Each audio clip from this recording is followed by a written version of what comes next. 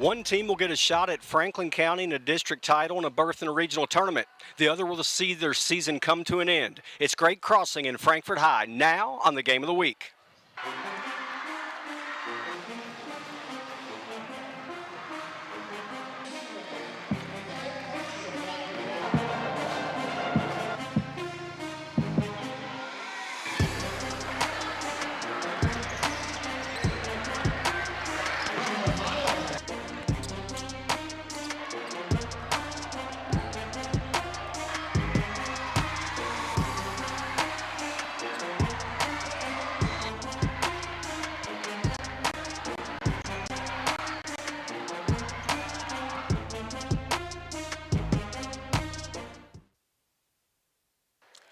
Tonight's game features two teams with winning records. They both have 2 wins in district play, and each of them won a shot at Franklin County for the district championship, but only one will get that opportunity. Hello and welcome to the Game of the Week. I'm Glenn Waterp. It's the postseason. It's win or go home time. And tonight, 2 teams vying for that opportunity to keep their season alive. When you look at Frankfort High, they've got to pull off the upset over Great Crossing, a team that beat them by only 10 points earlier this season. It could be a good one. It should be a matchup that comes down to who can really execute their offense the very best. Whoever that is will get that chance at the Lady Flyers. We'll be back with the start of the game in just a moment here on the 41st District Tournament. Game of the Week is sponsored by David Tolles Auto Pro. David Tolles Auto Pro is open regular business hours and is dedicated to keeping you safe and back on the road with contact-free drop-off. Pickup and delivery is also available. Disinfecting nightly all areas. Following all safety precautions. Vehicle sanitizing service also available. Call 502-352-2988 or 502-352-2205. Here at David Tolles Auto Pro, we know if people are driving right now, it's only for the most important reasons. And if their car breaks down, we need to get it back on the road. At Auto Pro, we want you to rest assured that we're doing everything in our power to keep you safe. We follow all recommended COVID-related safety guidelines when handling your vehicle. Our lobby and facilities are completely clean and sanitized every night. And we have touchless credit card processing. We appreciate your trust in these difficult times, and we want to thank you for shopping local. If you have to take it to somebody, you can take it to us. David Tolles Auto Pro. Welcome back into Lapsley Cardwell Gymnasium as we're just about set for this second round 41st District Tournament matchup between the ladies from Great Crossing and Frankfort High. And we're just about set for the national anthem. You'll see the fans standing. They're all socially distanced. Not the huge crowd we want, but a good crowd nonetheless. And Mr. David Hecker's about to announce the anthem, so we'll send it to the floor.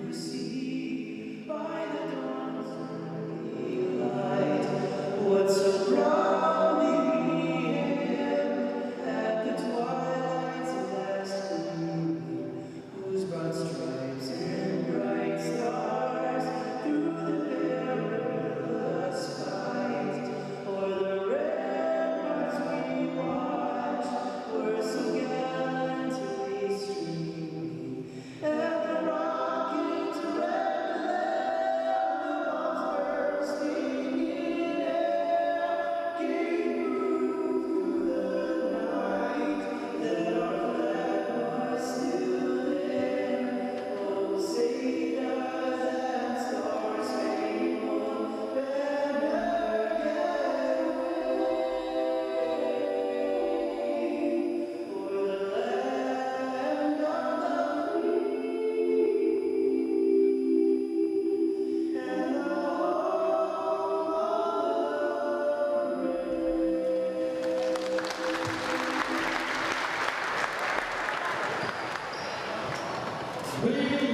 So now the anthem has been performed. We'll get set for the starting lineups. And a couple of notes here. Just found out before tip-off in the last 15 minutes or so. Frankfort High will be a bit short-handed. Rayleigh Ellis, they're probably top, if not first shooting, but number 2 three-point shooter that averages 9.2 points per game, is out with a knee injury.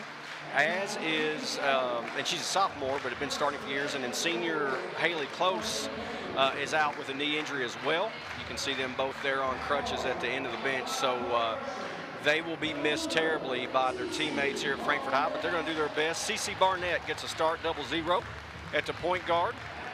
Also, Alizé Payton We'll get in the starting lineup there, number 5. Peyton is a freshman. Rachel Shropshire comes in and averaging 9.6 rebounds a game and getting good minutes as a freshman. Junior Jemiah Chenault, who is their leading scorer and rebounder, 20.9 points per game, 9.4 rebounds. And listen to this stat, with all those points and rebounds, she shoots 63% from the field, so she makes a lot of her shots. And then senior Tatum Williams will be the final starter for head coach Darren Norman. His team comes in here at 11-9 on the season, 2-2 in district play. We mentioned this game, Great Crossing. It was a 10-point loss, 61-51 by the Lady Panthers. Starters for Great Crossing's Warhawks. Rachel Smith, number 1, comes out 8.8 points per game. She is a junior. Timothy Williams, the leading scorer for this Warhawk team, number 2, is a junior at 16.4 points per game.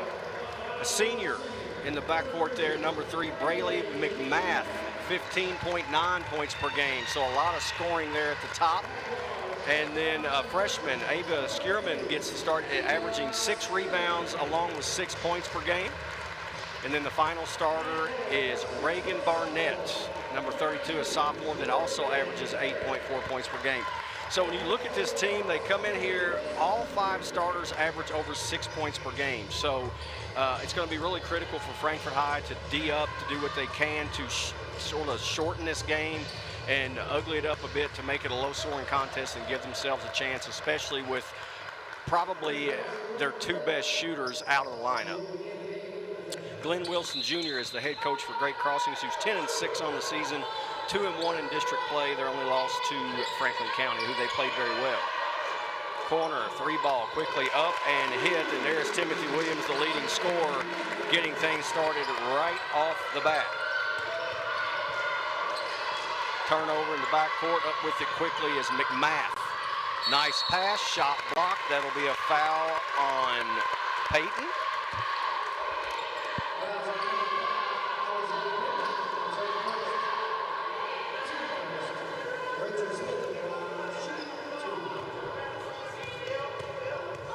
Rachel Smith will toe the line here.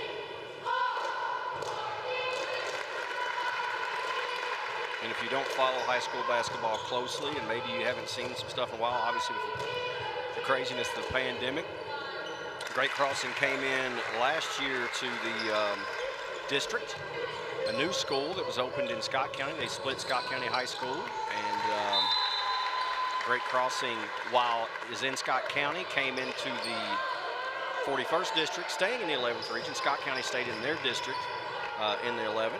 So this is their first trip to play a district tournament on the west side of Frankfort. Ball faking and taken away there by Chenault. Nice job reaching in because it looked like Williams was going to have a clean path to the basket. CC directing traffic. Ball screen from Williams. Good defense out front by McMath, and that's got to be close to 5 seconds, but to pass away, a nice job, and just can't finish at the rim there. Good opportunity for Shropshire, and then there'll be a foul in the backcourt on Barnett, but she kept her dribble alive. Cece did a good job and slipped a little pass in there to Shropshire and just couldn't get it to go down.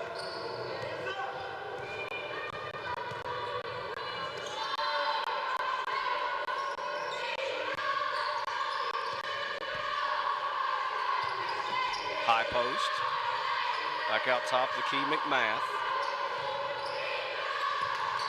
And there's Bennett on the take. Check that, I'm sorry, Barnett, but it was knocked away on the way up.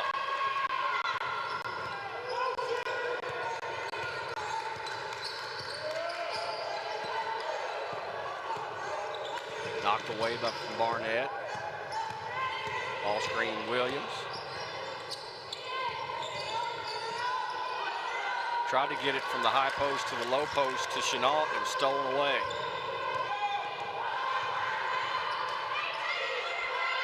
Three-pointer. Too strong by Williams. Battle for the rebound, and Barnett, who is probably the smartest player out there, comes away with it. She and McMath might rival each other for height. Three-point attempt short out of the corner, and now quickly up with it is Williams. Goes at Barnett, doesn't get the call, but gets the bucket. Darren Norman's going to take a timeout as it's 7-0. Great crossing. They have the lead early over the Lady Panthers. Thanks to plays like Timothy Williams going to the hole, 7-0 Warhawks. Hello, my name is Greg with the State Tree Service, the name you know and trust. Over the past 60 years, the State Tree Service has become a name people know and trust in Central Kentucky. From tree removal, pruning, and stump grinding to debris cleanup, we are always available with our 24/7 emergency services. A State Tree Service is licensed and insured, and our mission is to provide safe, quality tree care at a fair rate. Give us a call at 502-229-5258 or go online for a free quote. Full court pressure here from the Warhawks, 2-2-1, as the pressure has bothered Frankfort High both in the back court and the front court. And thanks to the ball hawking defense there of Braylee McMath, she is all over CC Barnett. Had a substitute come in, and it's Houndshell in, number 10. Misses the shot there. Barnett clears the rebound. Up quickly with it is Smith. Corner, Williams from the wing. No good. Skierman takes three and won't hit. Good rebound on the weak side by Chenault.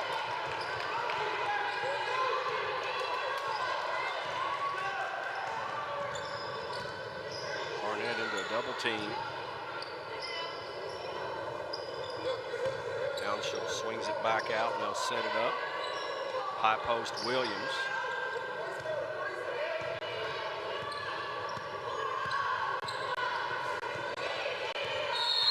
That's going to be a 5-second violation. Braylee McMath is a senior and just really working hard on the defensive end on the freshman there. And CC Barnett and McMath will get a breather. Now, no, I checked that. That is Rachel Smith leaving the game, and she's favoring her maybe right leg. She was replaced in there by, I believe that is Haley Ward, 23, a senior. Has the ball now and traveling.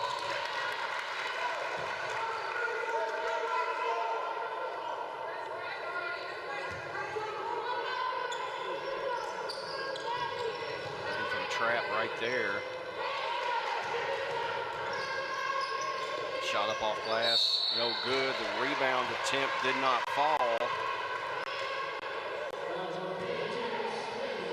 That was Brianna Walker, who I came to the game earlier. I apologize, I was on the wrong roster. That's the second time this week I've done that.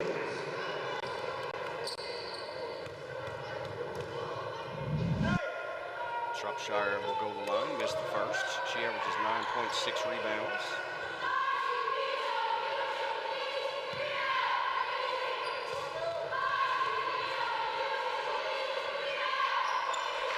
It's the second. Lady Panthers on the board. Now they'll show some pressure. Broken easy, left hand turnaround, roll good by Reagan Barnett. Chenault has it knocked away from behind. Shot up and finishes there as that is Ward with the bucket, the assist to McMath. And Norman's going to take another timeout. 3:57 left, 11-1 the score. Defense creating offense. All Warhawks. The Family Dental Center is open and serving Frankfort's patients in a safe working environment, following all CDC recommended safety guidelines. You can save 15% on implants today by taking part in the Dental Implant Contribution Plan to help make your care as affordable as possible. Visit tv.frankfortimplants.com for more information. If you have any questions, call 502-829-7541. Family Dental Center, here to serve you.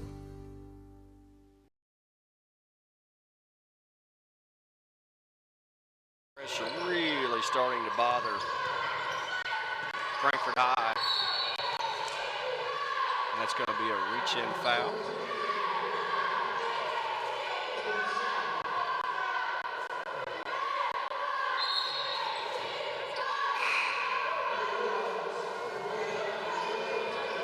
Lauren Tucker into the game now for great crossing.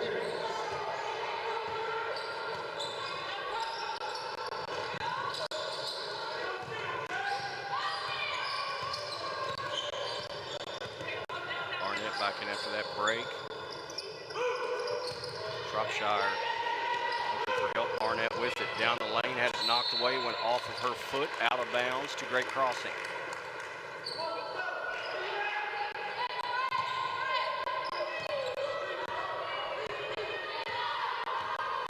A 1-2-2 here, and broken easily from Great Crossing. McMath set the offense here. He'll take three. No good. Nice rebound put out there by Tucker.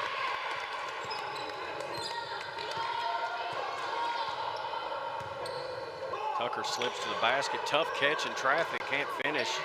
Williams battling for the rebound and is now tied up. Possession arrow to Frankfort High.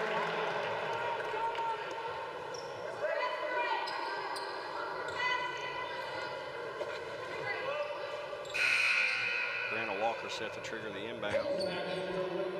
As Williams will leave the game and is replaced by Alizé Payton.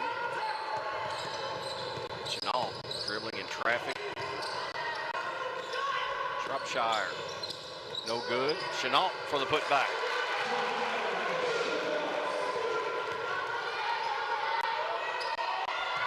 Back down quickly. Great Crossing shot blocked there by Shropshire, but recovered and put up and in by Timothy Williams.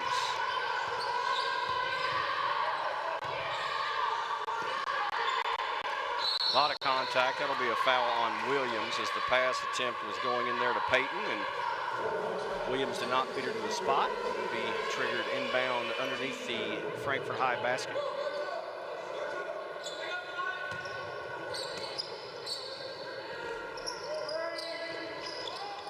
Inbounds knocked away by Williams, and she'll push it up 1-on-2. Splits defenders. Barnett now will push it up. Now knocked away, and now the travel. As Skierman got control of the basketball, she couldn't get control of her feet. But good effort getting down the floor there by Tucker to steal the pass away as Barnett came up quickly on the right side. Nearly stolen away by McMath. Now it is stolen away by Skierman. Up to McMath, and she can't run it down.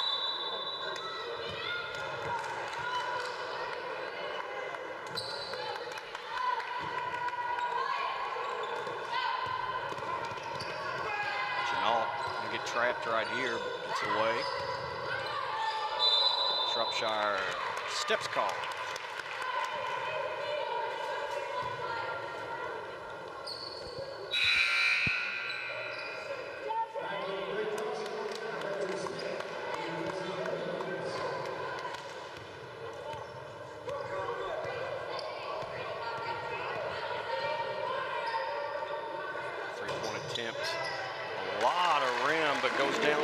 Smith, she just checked back in the game, took one pass, let it fly, and had the shooter's touch. Stolen away by McMath.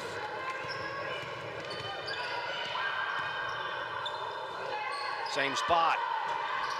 That one too strong, but will be chased down the back, or on the weak side by Ward. Skierman can't get it to go. Shropshire clears the glass.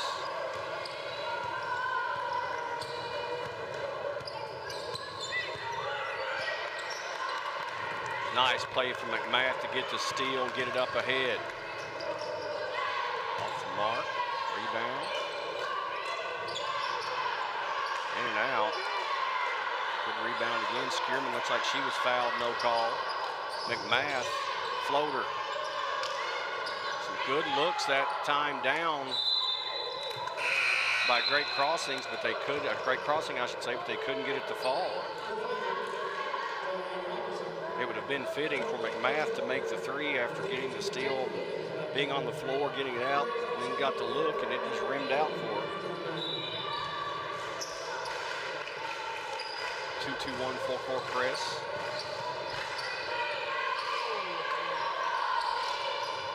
Couple of newcomers in the game now, and dangerous spot there for Frankfort, but they get through it. Strong take to the basket. by Charlene Robinson, and she draws the foul. We'll go to the line.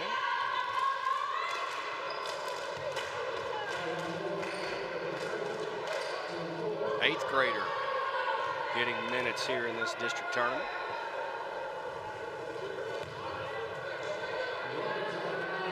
Also in the game is Meredith Norman, number 22.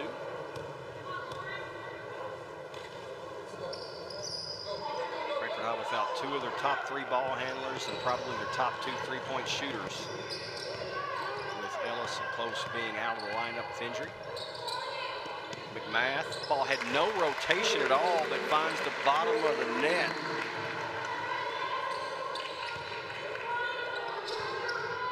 Robinson nearly lost it. McMath, another steal. Hits the layup. Her work on defense has been the difference in this game thus far.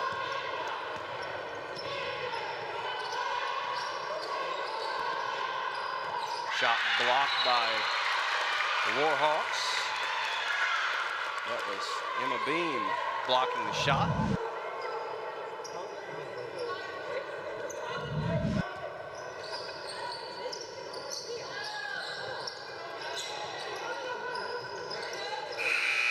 Try to pass into Williams, didn't get a shot away. 21-3, great crossing, doing their thing, and the three-point shot not hurting them. If they've come out and hit three in this first quarter to go with some stifling defense, they have the big advantage through the first 8 minutes. Game of the week from the west side here as it's Frankfurt High and great crossing in the 41st District Tournament. Game of the Week is brought to you by Estate Tree Service. We have a solution for all your tree care needs. Estate Tree Service provides expert tree care and preservation. Call 502-229-5258 for a free estimate. Also by Raymond James. Since 1996, Tom Curran and Raymond James have been committed to helping our community achieve their financial goals and needs. Raymond James, life well planned. Raymond James Financial Services Incorporated. Member FINRA SIPC. Game of the Week is brought to you by Family Dental Center, serving Frankfurt for over 30 years with over 100 years of experience. Call us today for your next appointment at 791-8950. Family Dental Center, let us make you smile. Thank you to all of our sponsors throughout the season and throughout football and hopefully ahead to baseball and softball season that help make this possible. It might not be one that Darren Norman wants to look at right now through the first 8 minutes, but many of you out there that tune in, whether it's on Facebook or YouTube or on Cable 10, we're glad you have joined us, and we're glad to have the opportunity to highlight and showcase these student athletes. And those sponsors make that possible, so we certainly thank them.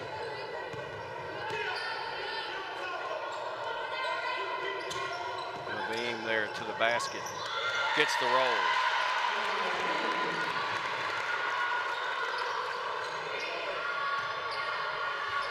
Beam with the steal there, and now gets it back, pass ahead, and they're sharing the ball. Williams, three.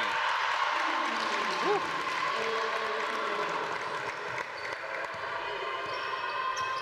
They're just so aggressive on the defensive end of the floor that it leads to easy offense.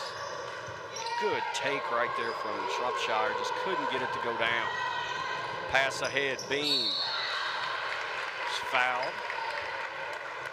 It's a good look ahead there from Ward, and a pretty tough catch from Beam on the move.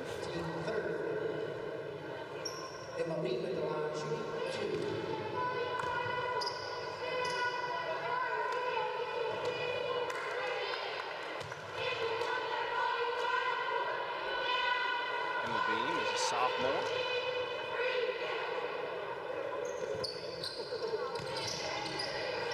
Misses both, but the ball finds the hands of the team in white. Nice entry pass. Barnett rattles it home. Good look from Williams.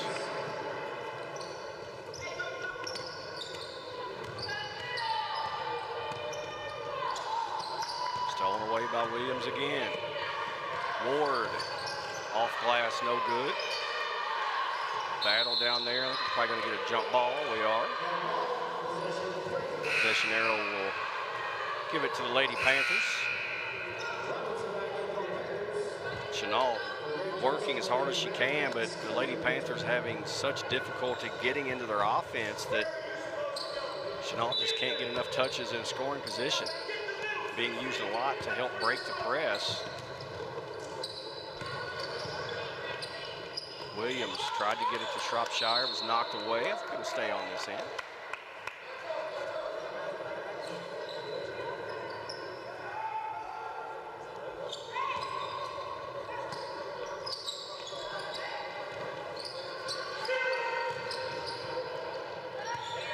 Robinson, the 8th grader.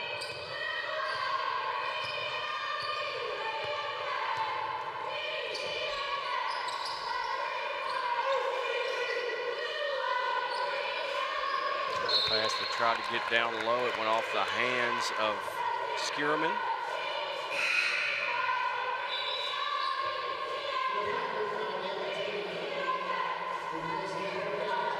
There's Gorman back in the game for the Lady Panthers.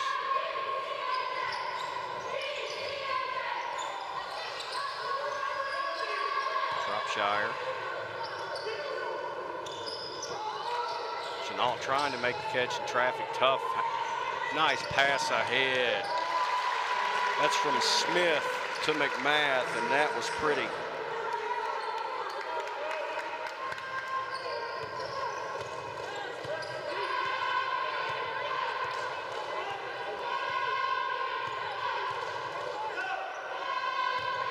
Williams with the steal. McMath, 2 more.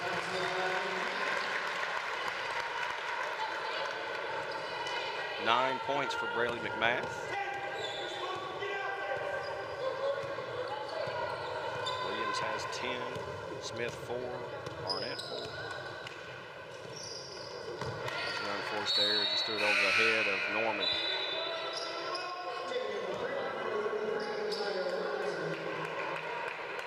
Maya Robinson now into the game, getting her first action, as is Olivia Tierney. So they're number 24 for Great Crossing.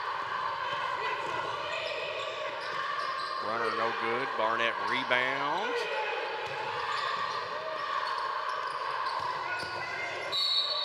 I think that'll be a reach in there, probably on 33 Robinson.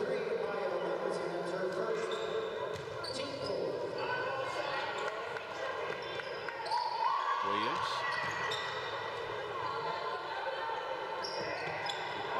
Mark, but again, in that zone, it's hard to box out. A lot of second, third, fourth opportunities for Great Crossing. Shropshire with the block there on the attempt from McMath. Chenault didn't see McMath behind her, and there's another steal. Nice ball fake and bucket up and in for Tierney.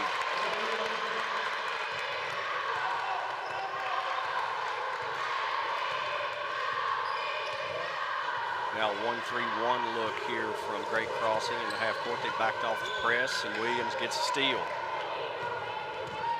She'll take it all the way to the bucket.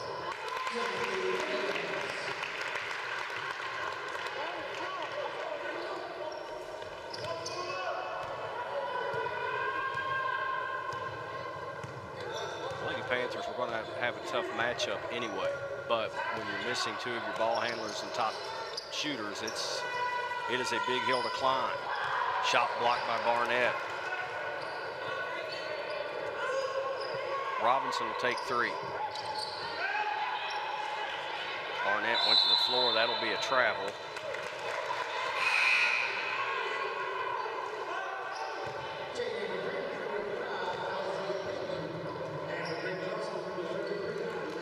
Peyton back in for the Lady Panthers.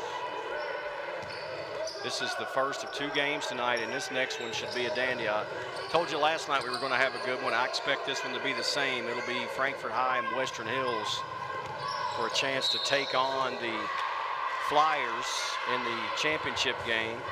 Shropshire there was fouled, but the reach-in is not what causing the problem. She looked like her right ankle was turned. She stepped on the foot of the defender and rolled the right ankle.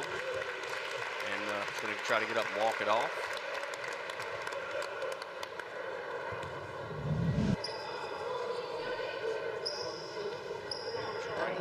Right there, well, it's just rolled. It's not on the defender, but goodness. Have a look at it here.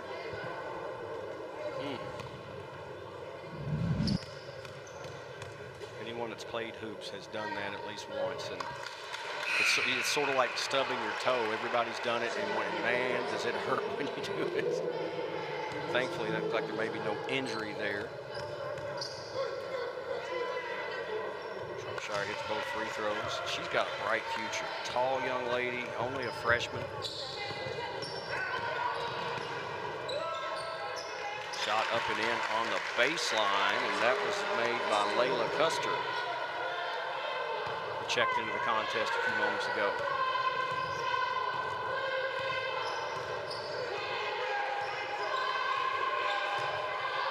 Skierman out there on the Chenal. She's not going to go strong in the basket. Good take. Maya Chenal has only gotten 2 looks tonight. She's made them both and decided there, I'm just going to take it to the basket. McMath misses one there, and Lady Panthers trying to get a little momentum now after a little 4-0 run.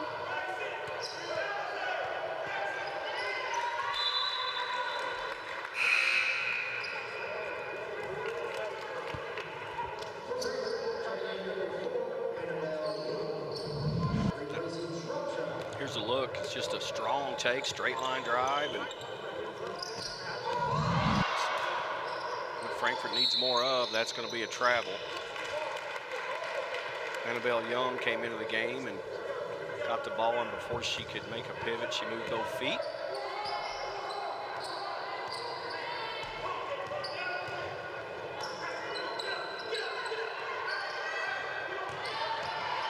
Good take by Ward for 2. Haley Ward has 4 off the bench.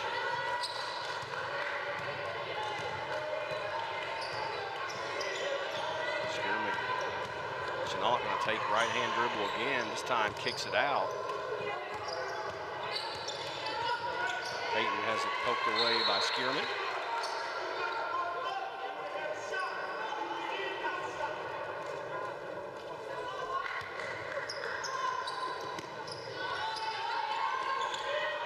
Ball denied there, and it went off Chenal. You could see Skierman immediately said it was off her, and she was right. Look at the freshman defend, and it did go off Chenal's hands, and just everything going the way of the Warhawks. Strong take to the bucket there is denied to Custer, but now will be a jump ball, and it will stay on the Great Crossings end of the floor. Great Crossing, I should say. I don't know why I want to add an S to that every now and then. Ooh, swatted out of there. A little floater from McMath, and Chenal had none of it. McMath. Good rebound, now pushing it up the floor is Norman. Out of real estate, turns it over, and here comes Great Crossing one more time.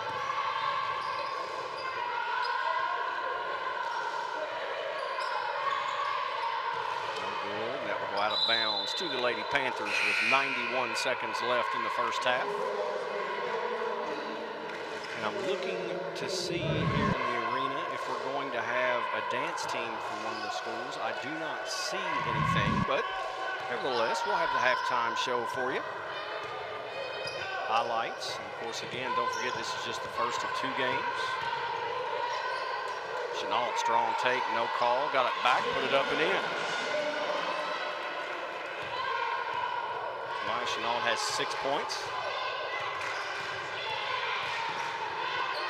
Gorman knocked that away as Tierney tried to cross her over.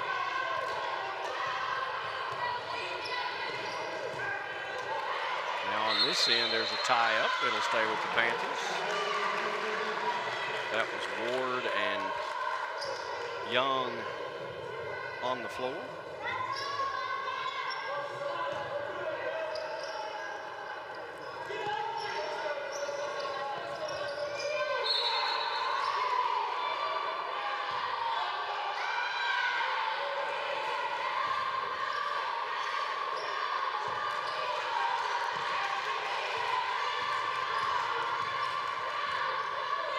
Three-pointer from Norman is good.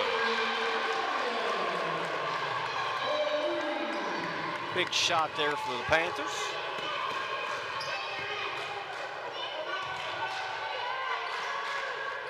And it is answered right back by Tierney, now with 5 points. Final 30 seconds of this first half.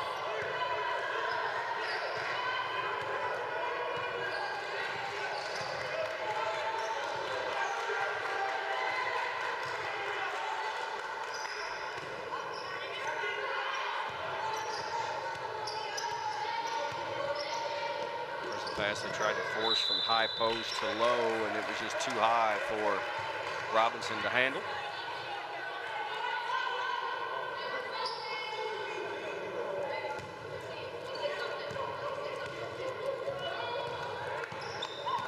Ward got it away, but doesn't fall. But a big lead going to the break here as Great Crossing handling their business against a short-handed Lady Panther team, but a better second quarter for Frankfort High. They'll go to break down 43-12. And we'll go straight into highlights here for you. As one might imagine, a lot of those highlights are on the Great Crossing side, but a lot of excitement, and it's a good crowd. We're so glad to be able to have people back in the gym and have these tournaments. And Williams got things started. The leading scorer for Great Crossing came out, and they were just stifling defensively and attacking the rim in transition, and that's really been the story, is just their defense taking Frankfort High out of anything they wanted to do. We mentioned Frankfort High not having 2 of their top ball handlers, their top 2 shooters, and it just made things very difficult. But Shropshire has been good, as has Chenault. She has 6 points. She's hit 3 of her 4 shots, but just too much Great Crossing. Even when you're getting rolls like that, you know it is your night. But it is a night of basketball. We've got another 16 minutes to play in this one, and of course we have a very good boys game coming up in the semifinals. It will be Frankfort High and Western Hills. They've split the regular season matchups. They're going to go at it with a chance to see who gets Franklin County in the district finals and gets that berth in the region. Hope you'll stay with us for it all right here on Cable 10, Facebook, Live, YouTube, wherever you may be. It's tournament time. Glad you joined us. Stay with us. We'll be back in a moment. Since our beginning, our business has been people and their financial well-being. It's evident in good times, with decisions focused on the long term, and crucial when circumstances become difficult. That continued emphasis on people, our advisors, associates, clients, and communities.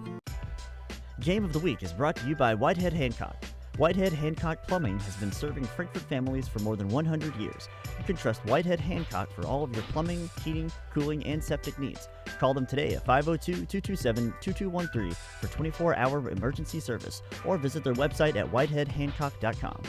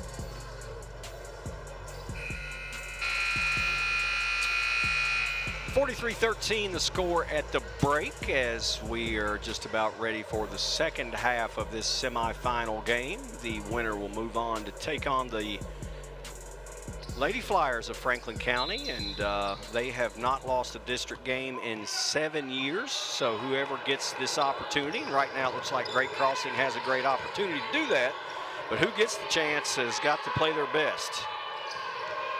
Barnett had it and went right out of her hands. So we'll look at the starting lineup. It is the starters originally for Great Crossing: Smith, Williams, McMath, Skierman, and Barnett. And it is for Frankfort High. We have Robinson, Chenault, Norman. There's Chenault with the take and can't finish. We also have Young as the three's in and out. And there with the rebound is Payton. That rounds out the starting five for the Lady Panthers.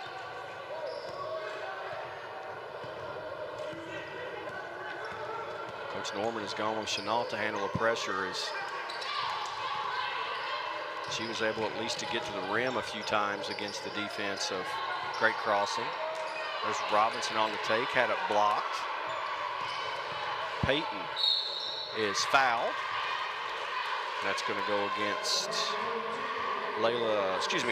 Reagan Barnett.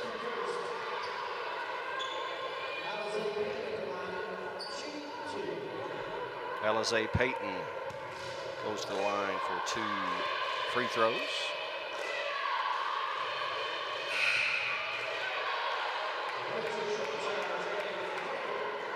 Young will leave the game and Shropshire will come back in. She had 3 points off from the line, 3 or 4.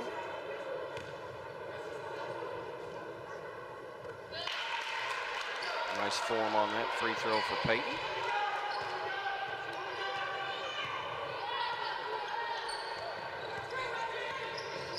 Smith to Barnett, wide open. Just slipped from the high post right to the block, and that is an easy bucket. 6 for Barnett.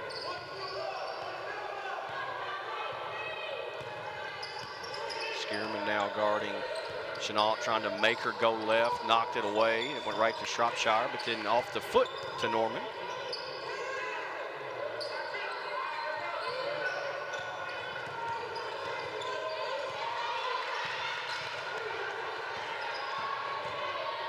Chenault, strong to the basket, lost it, gets it back. And Payton banks one home.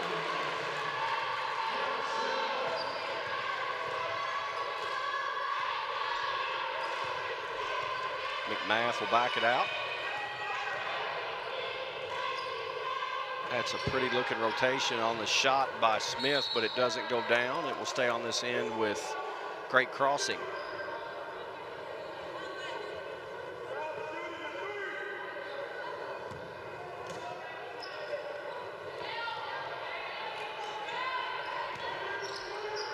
Skierman, toe on the line.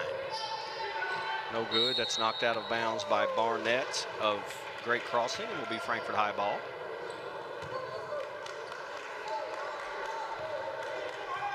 If you look at it at the start of the second half, Frankfort High ahead 3-2 in this 45-15 game.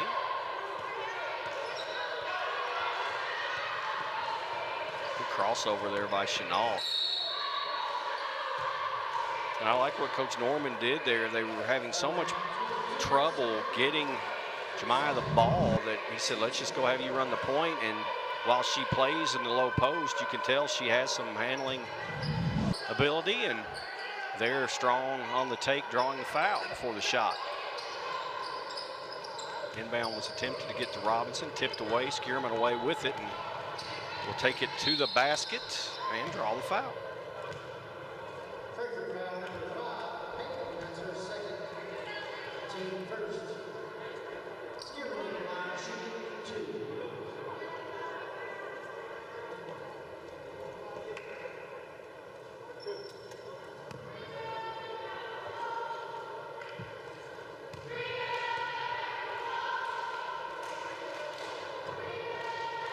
Good roll there for Skierman. She averages 6.6 rebounds per contest. Only a freshman. tell she usually draws a tough defensive assignment, as she has had Chenault in the upper court. And there's one just unforced error as the ball was thrown in to Peyton. She sort of just took her eye off of it for a second and hit her on the foot, went right out of bounds. Ball tipped away by Chenault into the backcourt, chased down by McMath.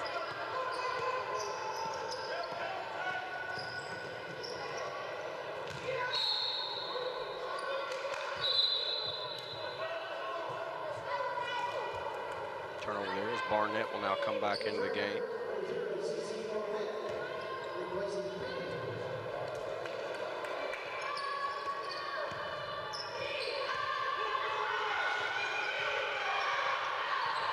Half-court man-to-man here from Great Crossing. Barnett nearly lost it.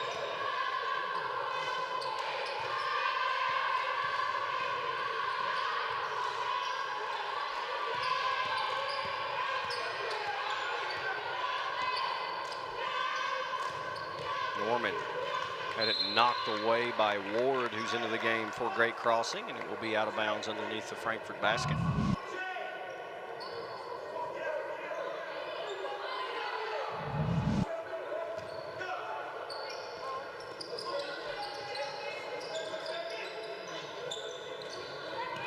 Skierman fronting Chenault down there, didn't allow for the passing lane. Norman will take a three that is too strong.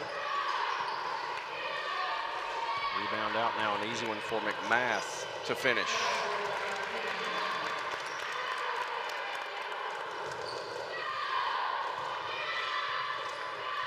.11 points for Braylee McMath. 4 points under her season average.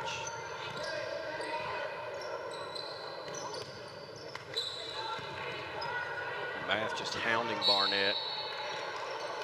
Now it's going to be a reach in on the loose ball against Skierman.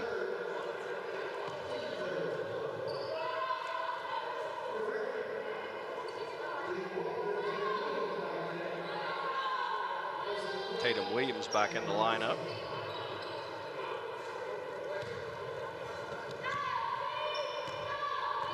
One of 3 seniors on the roster. Brianna Walker, Haley Close, and Tatum. And at that same timeout, Brianna Walker came into game number 10. It's going to be a foul reaching in on Williams, Timothy Williams, number 2 of Great Crossing.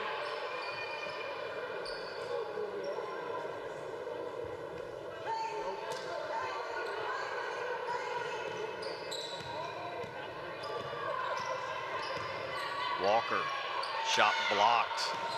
Ward blocked it, but it went right to the hands of Shropshire, who goes to the bucket. Ward swinging some elbows in there, and there's a jump ball.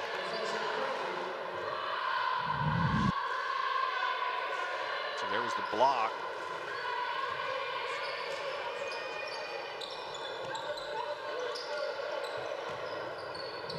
Williams tried to save it, but right into the hands of Barnett. The shot might have been partially blocked there by Walker hustling down. Shropshire gets the block there on the attempt from Skierman.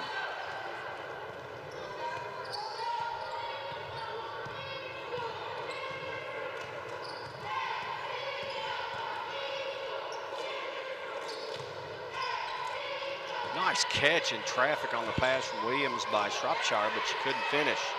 Barnett, extra pass, McMath.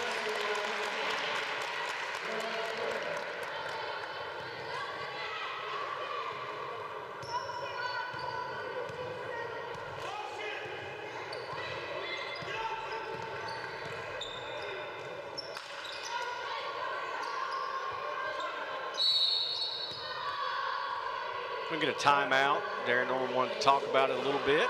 51-15. Great Crossing in control here on the game of the week. Second round of the district tournament. Frankfort is lucky to have so many locally owned restaurants and shops for us to enjoy. They often give back to our community through sponsorships of programs and events of our local schools and civic organizations. We need them here, but right now, they need us. It is our turn to support them in their time of need. Give them a call or order online. Most are open for delivery and curbside service. Let's all do our part to show local love and keep Frankfort strong. Great Crossings cheerleaders made the trip over, and man, their defense certainly made the trip. They say that defense and rebounding travels. Even when you don't shoot it well, you can do that every night. Well, they're defending tonight, and it's not just out in the full court. They're denying the low post, and they have had some success tonight having defense create offense. Back to live action as they came out of the full timeout quickly. And Chenault got hacked, but made the bucket and will now go to the line to finish the three-point play. That's a lot of contact. You see how strong Chenault is. And I mentioned she shoots 63% from the field. And tonight, if memory serves, I don't have a shot chart, but I think she is 4 of 5 shooting. Shot by Williams, no good. Tatum Williams battling for it. Away with it, there's Walker. Now Walker will be double teamed.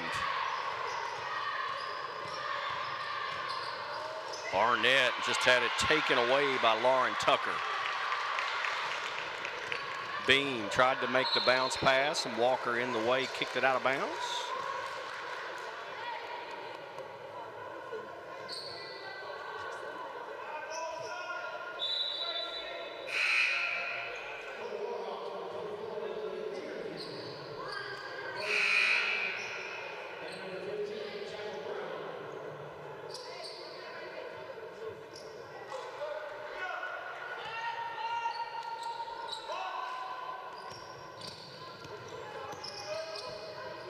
Beam in the low post, and shot was altered there by Shropshire, but Shropshire there also gets the rebound. So some opportunities down low, but the low post players, Williams, Shropshire, and Chenault doing a pretty good job defending. Screen down to Chenault, and one. Went right to the chest of Bing, drew the foul.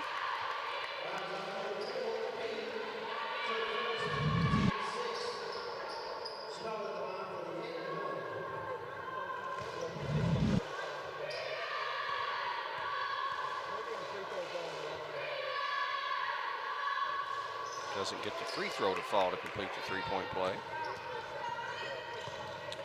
Final 40 seconds of the third quarter.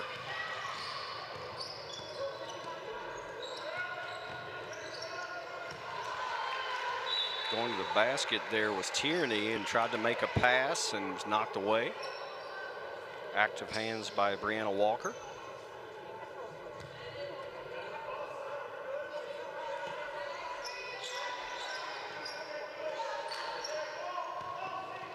Tucker gets the inbound and then puts it up. And apparently she doesn't do that much because the whole bench jumped up there to see if that one was going to go in. Barnett with 3 seconds left draws the foul, and that's something I think Frankfort has done against the half court. As Great Crossing backed off the full court pressure, they've gotten in a half court set here is Frankfort High and really attacked the guards and just taking it strong to the basket and drawing some fouls. We've seen Chenault do it, saw Barnett do it there. Trying not to back down here in this second half.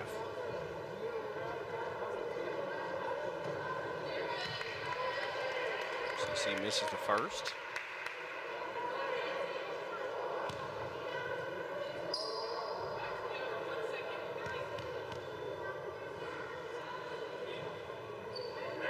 Banks home the second.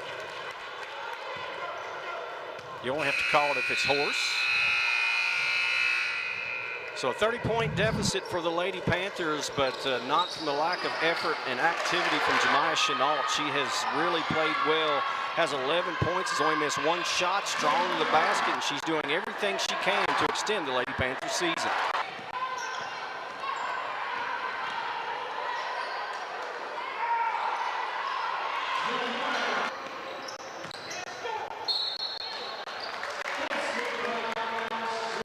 Since our beginning, our business has been people and their financial well-being. It's evident in good times, with decisions focused on the long term, and crucial when circumstances become difficult. That continued emphasis on people our advisors, associates, clients, and communities, gives us purpose, strength, and a way forward, today and always.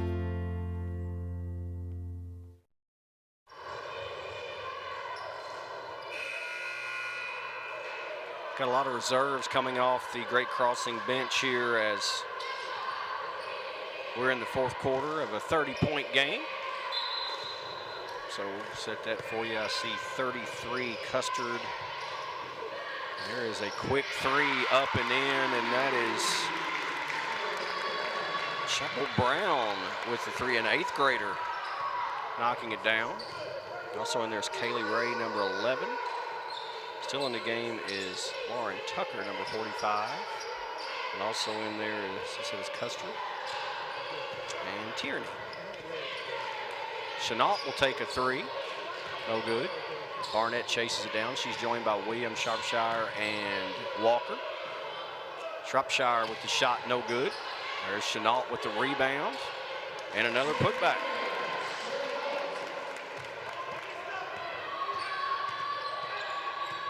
And that one just goes out of bounds. Tierney lost control.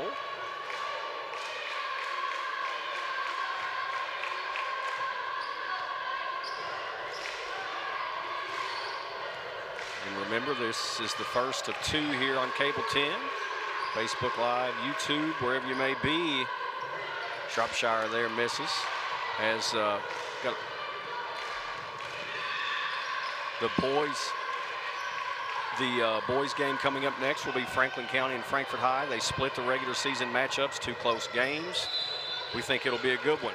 And as you watch the clock run, it is a running clock. It did get to 35 points in this one, so it is running.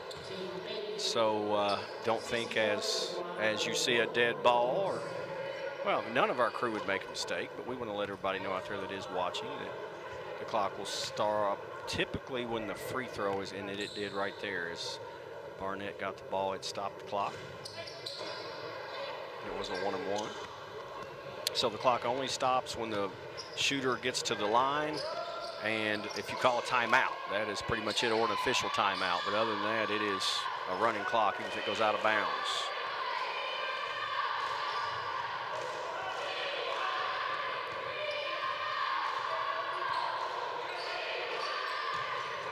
Shropshire strong to the basket, went to Tucker, went out of bounds off of Tucker. You know, the officials letting them play a touch, so there's a lot of ball. Maybe he felt like Shropshire made the, brought the contact instead of took contact, but at any rate, might be one of those situations where they let them play a touch. Well, there's a call. Shropshire will go to the line.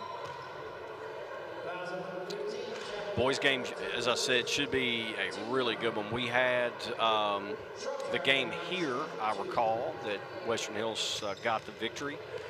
And then when it went at Frankfort, the Panthers got a 73-67 victory. The first one, January 15th, was 58-56 Hills. And then February 19th was 73-67 Frankfort High. And, they've got low post scorers. They've got good shooters. They know each other well. It's a rivalry. It's a district tournament. Season on the line, so expect a good one there. And there'll be a foul as Tierney goes strong to the basket. And we expect to have Franklin County head coach Tony Wise to sit in with us for a while on the broadcast.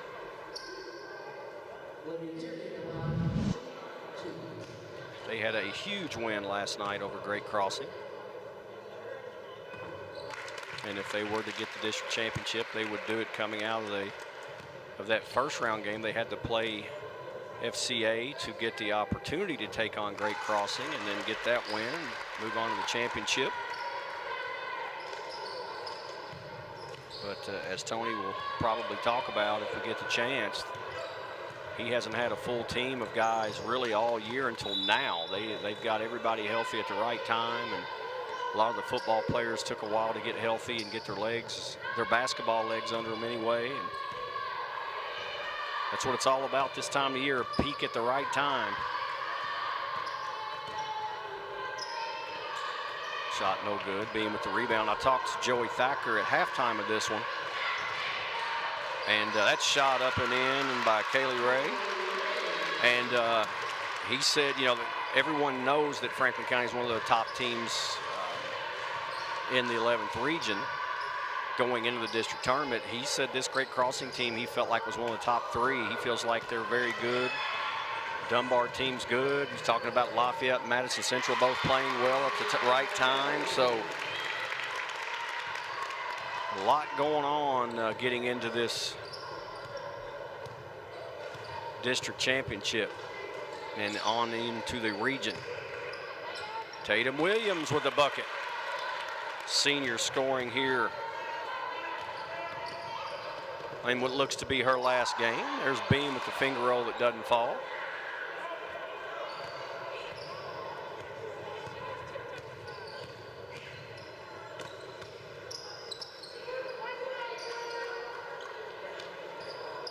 Long three, Shropshire gets the roll. It was a 2. Foot was on the line. Thank you, sir.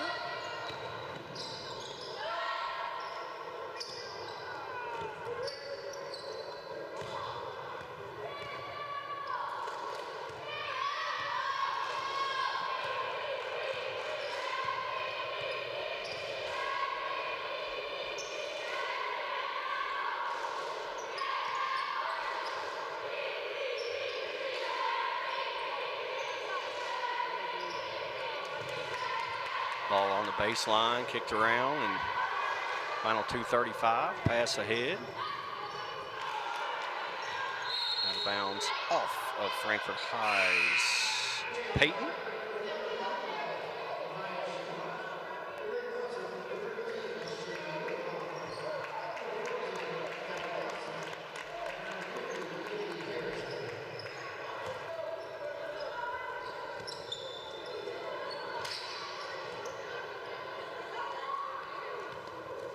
Seniors in the game, Brianna Walker will bring it up now.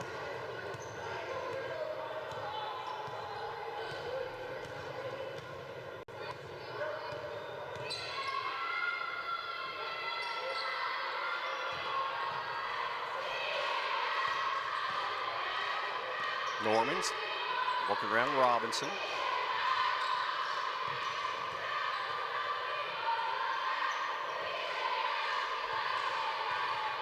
Brianna Walker backs it out. Final minute and a half. Norman off the mark. Williams rebound. Lost the handle on the way up. Got it back. Now Young hits from 3. Check that. It was Alize Payton with the triple.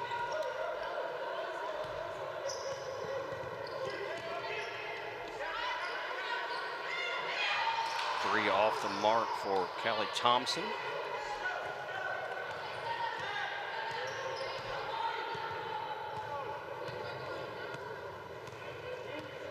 Frankfort High playing without Haley Close, the senior, a good shooter, playing without Rayleigh Ellis, second leading scorer, both out with knee injuries, so a tough night for them to match up with this Great Crossing team. Trying to clear it out. Looks like wanting to clear the floor to see if Walker can get to the rim, but it's knocked away. Now the seniors will get a hand as they leave, and Tatum Williams and Brianna Walker. Final moments on the floor is Lady Panther. Shot blocked there and kept alive by Robinson.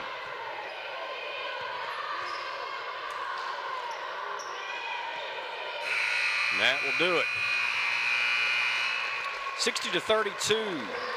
Great Crossing marches on, and they will get the date with destiny with the Franklin County Lady Flyers to play for a district championship. But with that win, Glenn Wilson Jr. and his Warhawks find themselves in the 11th region tournament. So congratulations to them, and the season ends for the Lady Panthers.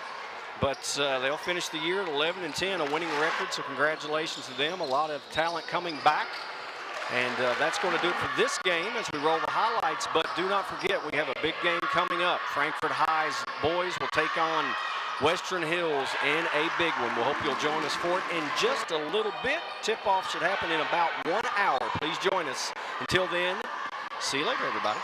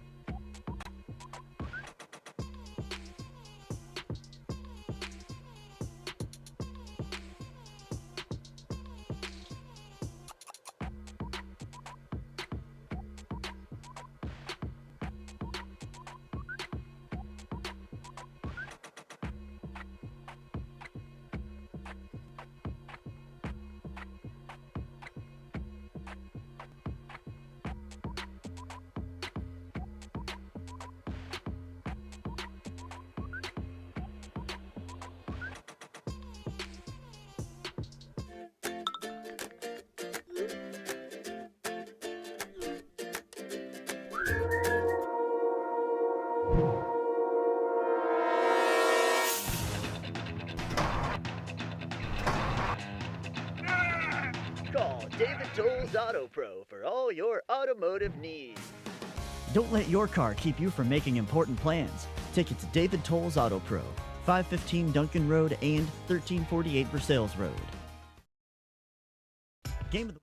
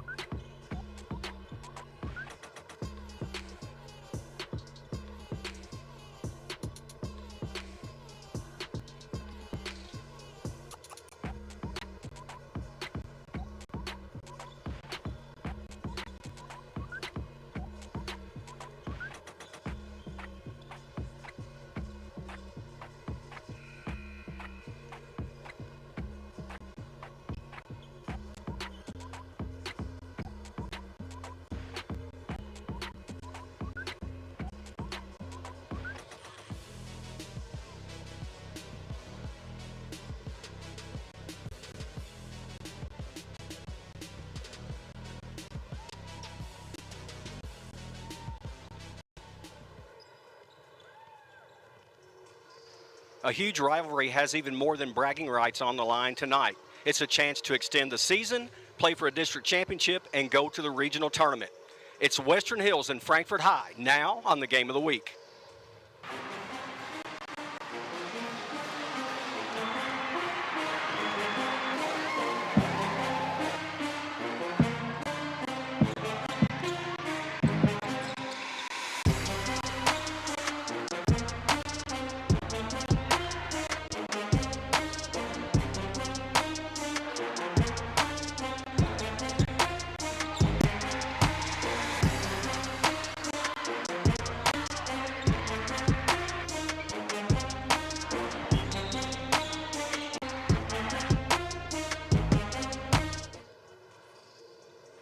Western Hills and Frankfort High School split their regular season games, and both of them were very close. Tonight, whoever gets the win not only gets the bragging rights for the season, but gets to go to the district championship to take on Franklin County and, of course, move on to the regional tournament. Hello and welcome to the Game of the Week. I'm Glenn Waldrop, and this is what it's all about. It's win or go home time, and it really is a matchup that's intriguing. That both teams come in here having played those two close games. They both have good low post players. They both have a guy who can shoot it from the outside, who executes the best will get the chance to take on Franklin County and move on to the region. We're going to find out who that is in just a moment right here on the postseason edition of the Game of the Week. Game of the Week is sponsored by David Tolles Auto Pro. David Tolles Auto Pro is open regular business hours and is dedicated to keeping you safe and back on the road with contact-free drop-off. Pickup and delivery is also available. Disinfecting nightly all areas. Following all safety precautions. Vehicle sanitizing service also available. Call 502-352-2988 or 502-352-2205. Here at David Tolles Auto Pro, we know if people are driving right now, it's only for the most important reasons. And if their car breaks down, we need to get it back on the road. At Auto Pro, we want you to rest assured that we're doing everything in our power to keep you safe. We follow all recommended COVID-related safety guidelines when handling your vehicle. Our lobby and facilities are completely clean and sanitized every night, and we have touchless credit card processing. We appreciate your trust in these difficult times, and we want to thank you for shopping locally. If you have to take it to somebody, you can take it to us. David Tolles Auto Pro. Welcome back into the Lapsley Cardwell Gymnasium. You're not seeing things. I've got somebody with me now. The good-looking guy is on this side right now.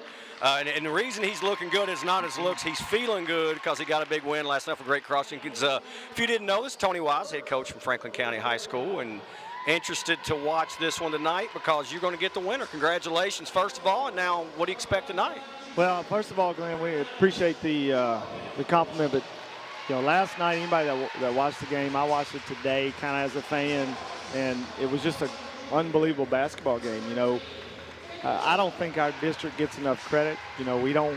We have half the size of the schools in Lexington, and we don't draw like LCA, Lexington Catholic, and all those teams do. But anybody that's watched this district over the years know that it's super competitive, and we beat TFCA on Monday. I told the kids in the locker room, there's going to be 2 wars. There's going to be 3 wars, one Tuesday night, one Wednesday night, and whoever wins on Friday night. And I firmly believe that. We're all just about, even. We do some things well. We don't do some things well. And, as far as tonight goes, I think Frankfort has one big key is keep Jackson Twombly out of foul trouble. When Western Hills beat them earlier in the year in the seed game, Jackson got into foul trouble, and that's the one thing Western Hills does have is some big cats down there on the block, man. Yeah. My gosh, they're big.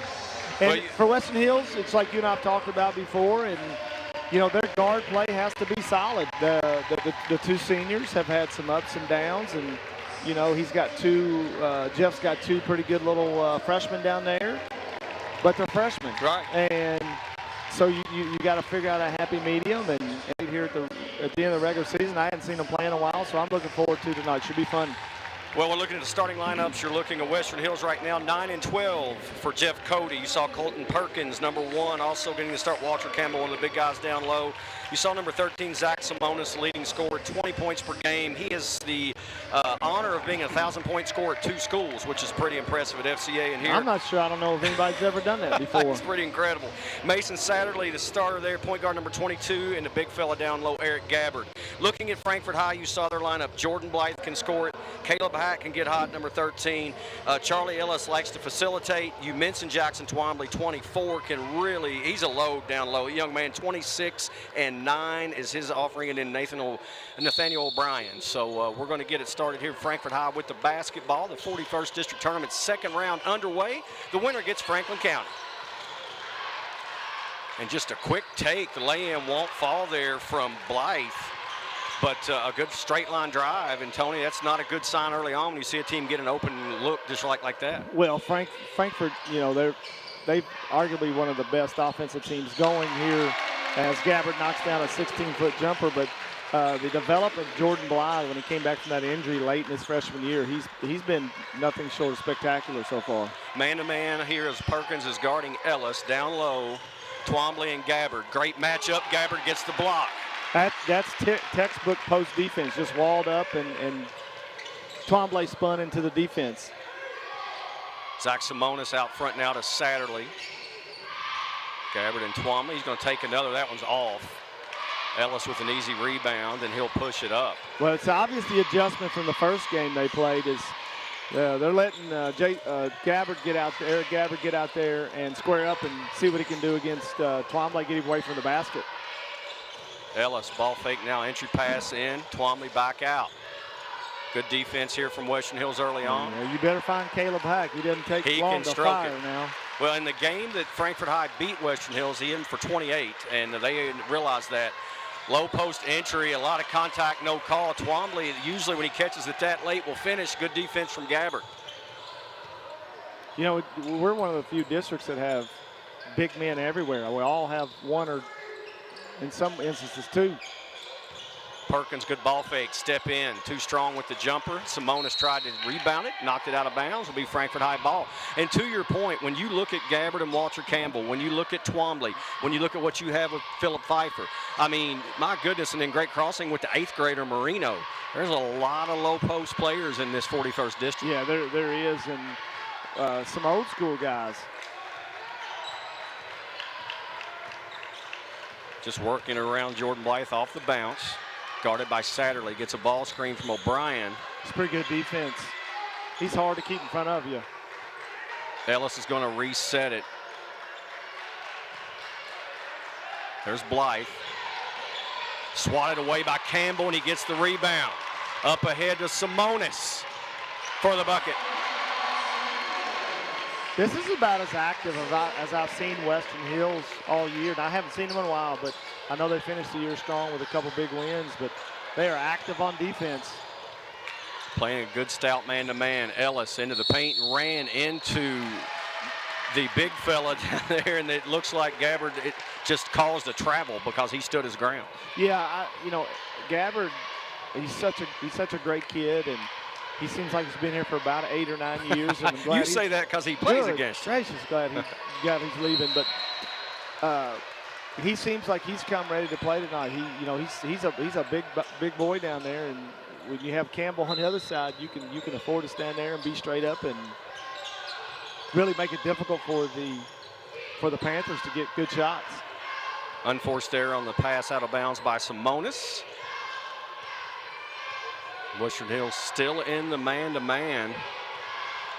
Perkins on Ellis. Nice hedge there from Gabbard. Ellis to the hole right at Campbell, and he'll draw the foul. Campbell did a pretty good job going straight up, but Ellis did a nice job initiating the contact into his chest. You know, that's what, one of the things that it's hard to teach young kids. We had that issue last night. Moreno probably had 6 or 7 block shots, and we're just laying the ball out there. You have to go into the body and see if you can create some contact, and Ellis did a great job of that. Ellis only a 53% free throw shooter, and that's something I talked about it in your game last night. Improving at the free throw line is a big part of the game. Had you all made your free throws, you'd have had a little bit easier into that basketball game last night. Looking here, a 67% shooting team is Frankfort High, and Ellis, they're missing both of them, but in tournament time, free throws are critical, even early ones. Yeah, that put me in the funny farm last night. Well, I think knowing you as long as I have, that's probably not your first trip. But ball's blocked there, but recovered now by Campbell in the backcourt, and now into their own front court, I should say, is Western Hills. And for some reason, I thought this was going to be friendly tonight. I should have known better. I got to get my jabs in there, Cam. I'm sure there's people out there. We've got friends that will jab plenty later, I'm sure. Simonis has yet to really even look to get a shot. Of course, he's a great shooter. Satterley, after Blythe fell down, goes to the rim. I didn't see that as an issue last night in our game, but that's about the fourth or fifth kid that slipped and fell. So I don't know. It's kind of moist, muggy outside, so I don't know if that's part of the issue or not. Blythe maybe stepped on the foot. That's a quick bucket. 30-second timeout. 6-0 Hills back with the 41st District Tournament second round in a moment from Lapsley Cardwell Gymnasium. Hello, my name is Greg with the State Tree Service, the name you know and trust. Over the past 60 years, the State Tree Service has become a name people know and trust in Central Kentucky. From debris cleanup, we are always available with our 24/7 emergency services.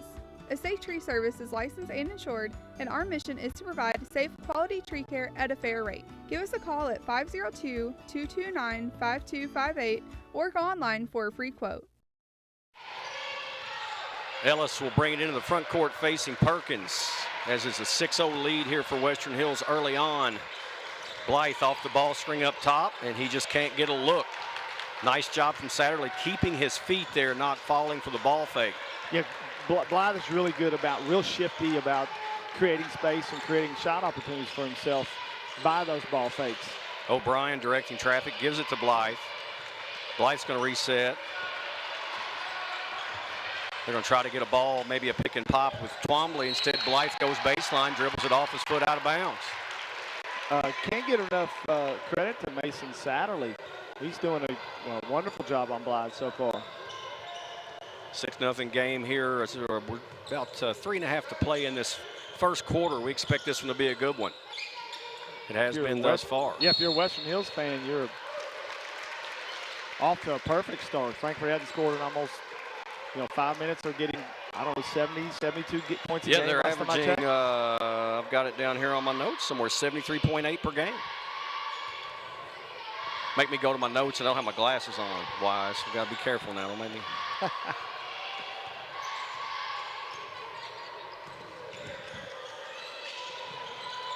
Twombly, high post, 15-footer.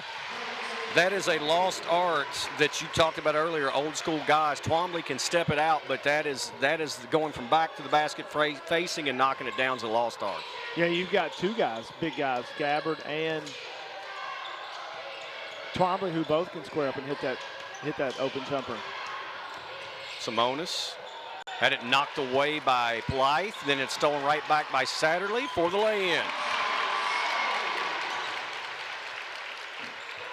Even when Frankfurt gets a break, the ball seems to go in the way of the team in white right now.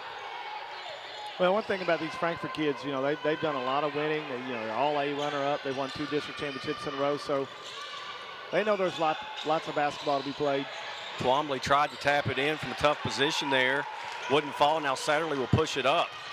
Campbell into the paint. Good. Campbell averages 15.5 points per game. That's his first bucket. Also 9 rebounds. Part of that tandem down low that can be a tough matchup. Blythe using the left arm to create some space. Pull up, no good. Frankfurt does a good job when you guard Twombly. They'll flash O'Brien to the high post that'll force, because he can make that. Perkins got to the rim, but I think it was blocked by Twombly, at least altered. Now Ellis will push it. Blythe from the corner. No good. Strong rebound from Gabbard, and now Perkins quickly into the front court, goes at Ellis, and that's a charge. Easy call. I like the aggressiveness, but there it looked like that he had decided at about the hash he was going to the rim, and some heck of hot water. He was going, and that will be a foul, and not many more. Look at it there. He's not very big, but not many tougher kids than Charlie Ellis. Charlie Ellis is really good. Campbellsville, right? He's going to the University of Cumberland. Play football, and also a good baseball player, and a really solid team guy in basketball. Absolutely. Just does the little things. He'll play defense, handle the ball, doesn't care about scoring, and every team's got to have that. Twombly with a strong take, but couldn't find it. Gets it back somehow. Third time, bucket and one.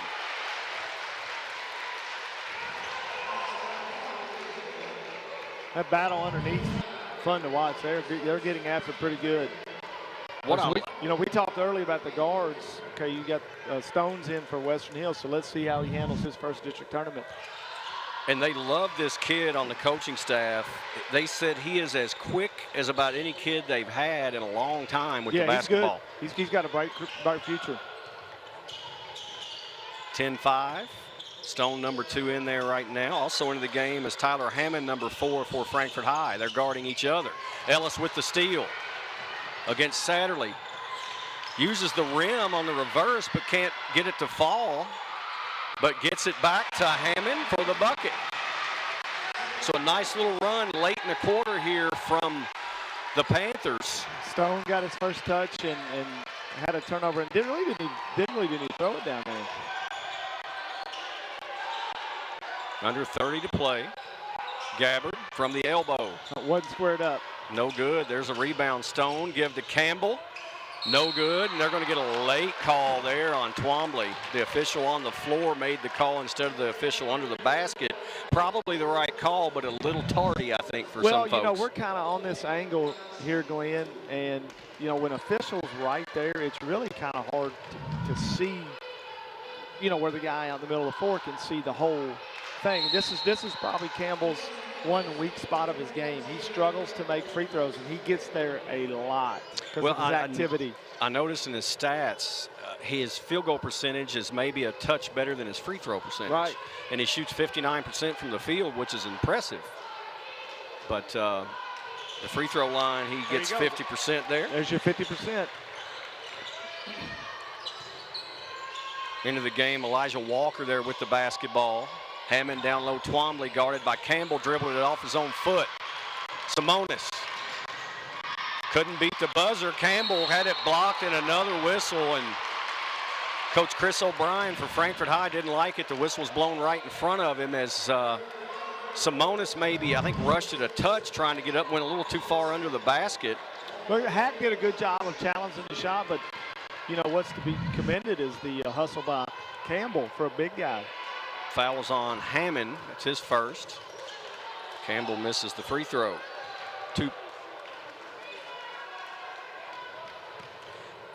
So Campbell now with a chance to give Western Hills the 5-point advantage through 8 minutes. Doesn't get the roll. Ellis doesn't get it away, and that'll be the end of the quarter. So it's a 4-point lead for Western Hills on their home floor. And Eric Gabbard came out playing hard early, knocked down the long-range jumper, playing a little defense on the post, and then doing what he does best, back to the basket, going strong. It's Western Hills by 4 into the first game of the week, 41st District Tournament Edition. Game of the Week is brought to you by Estate Tree Service. We have a solution for all your tree care needs. Estate Tree Service provides expert tree care and preservation. Call 502-229-5258 for a free estimate.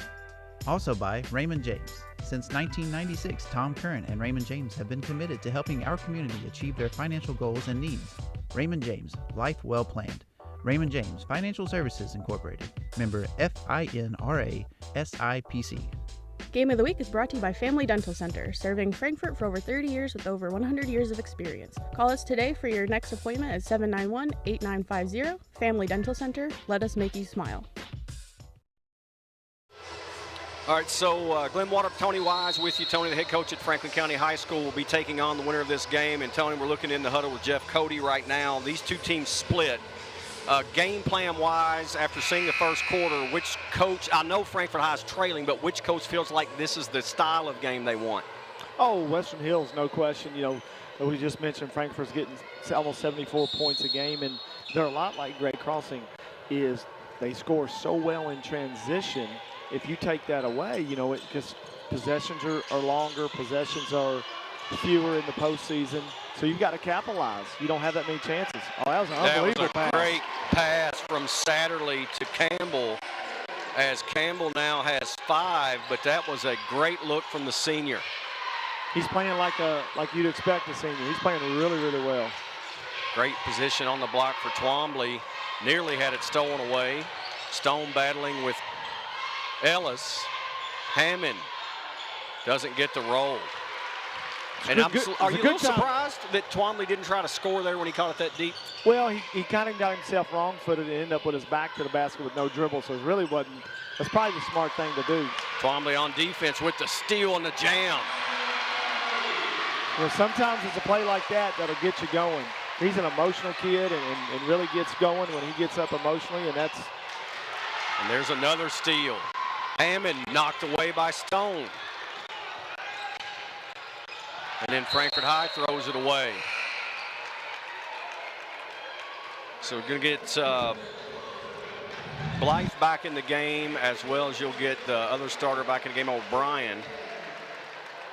And Western Hills looks like they're going to go to the bench for the first time to Jake Dickin, number 20, and give Stone a breather. Yeah, I would be surprised if you saw the freshmen in there together, unless it's foul trouble. Simonis, open look, no good. That's his first real good look, and he didn't knock it down. He got lucky. Does. Blythe went under the screen there, and Simonis read it and just popped straight back. Had a clean look from 20 feet. I wouldn't let him get that many clean looks. No, he can score in spurts from out there. He really is a good shooter. Satterley looking around Dickin down the corner to Simonis. Simonis is the rare player who can not only shoot but can score. You know, usually it's one or the other. Twombly went for the steal there, broke down the defense, and that's two you gotten away with. Simonis didn't make him pay. Twombly wants the lob. Maybe he's traveled there, no call. Now Ellis out with it, and Frankfort High will try to reset. Twombly, Gabbard playing behind him, lets him catch it on the block. Dangerous pass. Blythe back Twombly. Nice little play right there. Hack to Twombly. Simonis fell asleep on defense. If he'd looking at the ball, the pass he'd have had it for a steal. But yeah, great play by Caleb Hack. 2-point game. Frankfort High was down 6-0 in this one. Been trailing the whole way. Satterley took it to the bucket. O'Brien with the block. Nice catch by Blythe there. O'Brien. That's going to be a foul. No, I was going to say, I thought maybe the contact. Yeah, that was a foul. The contact from Gabbard caused O'Brien to walk, but instead the official just caused the travel, and a break for Western Hills with 5:24 remaining in this first half. So far, some clean basketball. You know, last night we didn't have a foul in the first half, and you only have 5 fouls here, 11 minutes in. Fun to watch. Yeah, it was. Last night was a fun quarter, or fun first half, I should say. The whole game was. This one has been too. Campbell, strong take. He's lost some weight and filled out, and he's gotten more bounce than he had this time last year. He just elevated over O'Brien there. Blythe over to Hack. Hack's yet to get a good look. O'Brien almost lost it. Ellis tried to save it, but stepped on the sideline, and that was one of those situations where O'Brien took his eye off the ball, I think, trying to make a play before he made the catch. He'll take a seat and replaced by Twombly. Western Hill's doing a real good job of chasing Hack off the line. And every time he gets squared up, you got somebody, running at him and forcing him to make a quick decision and get him off that line. Because if he gets his feet set, it's just like a lot of people shooting a free throw. Blythe really getting after Satterley right now. Campbell. Little weave, left hand. Twombly just takes it out of there. What a great block. Ellis. Going to be a foul on the floor. And that's probably a break as the foul's on Simonis. That was going to be a bucket for Frankfort High there had the foul not be committed.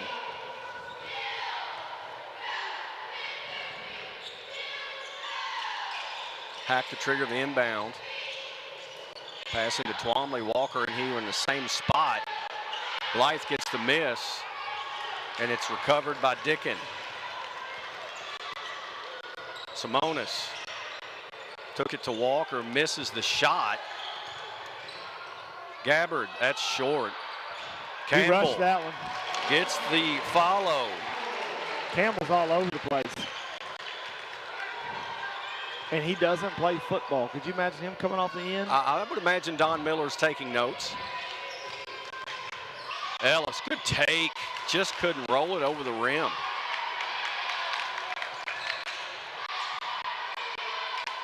Gabbard wanted, but Twombly was in the passing lane. You get a feel that Frankfort really hasn't figured out how to guard Western Hills yet. Well, I wouldn't be surprised to see them maybe try to zone them a little bit the second half, because Western Hills has not shown yet that they can make a perimeter jumper. I mean, I don't think they've made a shot outside the paint yet. No, you're right. Blythe, step through. Maybe got away with the travel, but the little finger roll goes, and that's the first bucket of the night for Blythe. I don't think we've had a 3-all game. We have not. I think about it. But even a perimeter shot. The 16-footer, the first shot of the game by Gabbard's about the farthest shot we've seen tonight. Could be right. Nice cut and pass. Simonis for 2.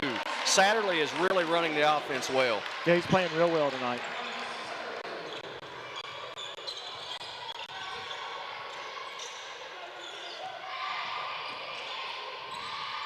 Hack. Little scoop shot. Takes Simonis off the bounce. I think Jordan Blythe caught him that one. Looks like the exact same shot. Yeah. It's like a game of horse. Okay, you did it. I'm going to do it.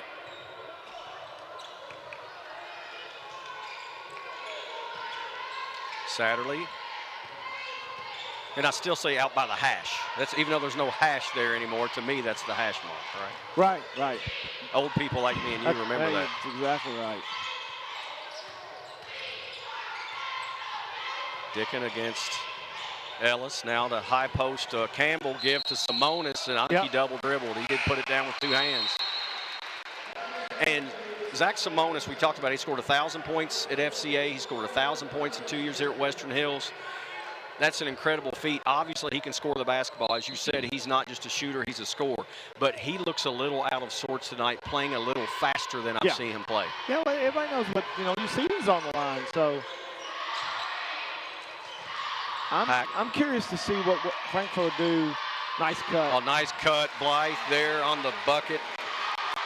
Frankfort's pressuring Western Hills on the perimeter, and Western Hills is getting around them, fairly with ease. And they haven't shown a consistency how to guard this high little pick and roll action that Western Hills has, and case in point. Gabbard turns it over there, and now Hack all the way to the rim to Blythe, and we're tied. My point I'm trying to make, I guess, is I'm wondering if Frankfort will continue to pressure them, or maybe play a little softer man and keep them in front of them. I'm not even sure. I wouldn't zone them right now. I know they like to pressure the basketball at Frankfort High, but they have not hit an outside shot yet. Gabbard on the block. Nice turn, just can't finish. Hammond battling and away with it finally, and out of bounds. It will be Western Hills ball. That's a tough break for Frankfort High with 1:01 left. Stone will come back in the game now, the freshman, and he'll give Satterley a breather who needs it. He has not only been running the offense, but he has been playing hard on the defensive ends too. A well-earned break by that young man. Campbell, the release foul conduct, guarded by Walker. Gabbard. Got squared up. Face up. Those guys have to guard each other like, man, I'm banging on you, and then you step out. I'm not going out there. I'm tired. Blythe splits the defenders to the paint, and he is fouled. It might have been Colton Perkins, or it will, of course, maybe been Stone, and it was Stone with the personal. I'm still trying to figure out how to teach kids. They play. He had a pretty good defense, and then he goes up and he's got to force a tough shot, and they come down and end up smacking him and bailing him out. Blythe has had a solid game. It was a slow start, but now already 7 points. He could be streaky and scoring bunches. In and out. Campbell clears the glass. Remember Frankfort High getting many offensive rebounds. I don't remember many offensive rebounds in this game, period. Twombly got a couple down low, and I believe Campbell's got a couple. That's about the extent of it. Perkins going to back it out, guarded by Hammond. Stone checked by Hack. Simonis is just being blanketed by Blythe. Frankfort's defensive intensity's really picked up of late. Campbell out to Stone, 8 seconds left.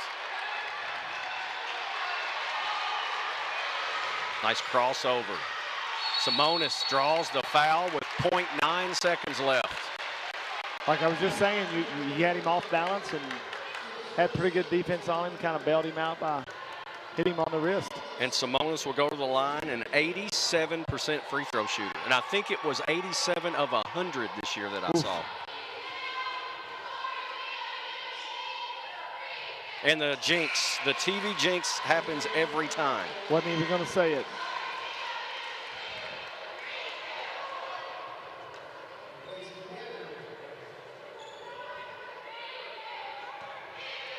One-point advantage for Hills. There is a time for a catch and shoot. Simonis rattles home the second. That would have counted. So we told you it was going to be a good one last night. We were right. We told you it was going to be a good one tonight. So far, we're right. 2-point game, Western Hills, but Frankfort High down early, made a nice little run, started playing defense, but really getting to the basket. Hack and Blythe getting active. And that is the difference right now, a 2-point game. We'll be back with your halftime and highlight show in just a moment. The game of the week, a lot on the line in this final second half coming up. The Family Dental Center is open and serving Frankfort's patients in a safe working environment, following all CDC recommended safety guidelines. You can save 15% on implants today by taking part in the Dental Implant Contribution Plan to help make your care as affordable as possible. Visit tv.frankfortimplants.com for more information. If you have any questions, call 502-829-7541. Family Dental Center, here to serve you.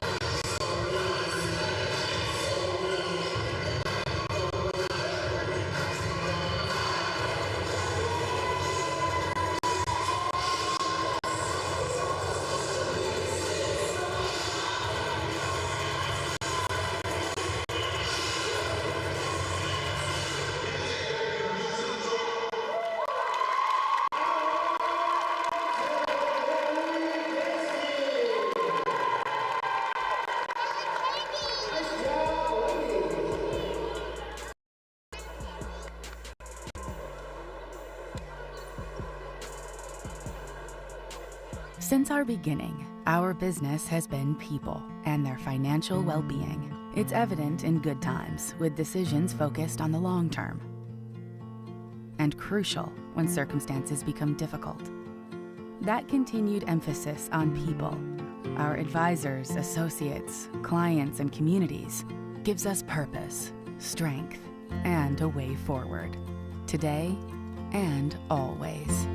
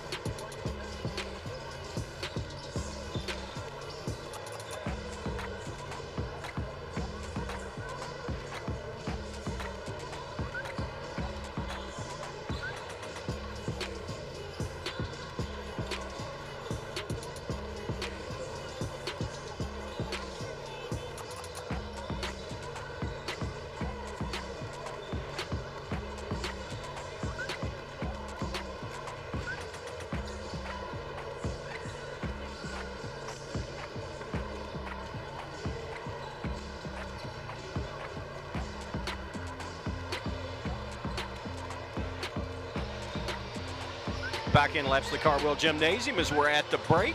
Hope you enjoyed the dance team, and we'll go into our halftime highlights. And Tony Wise, you know, district games are different. The intensity's different. It feels different.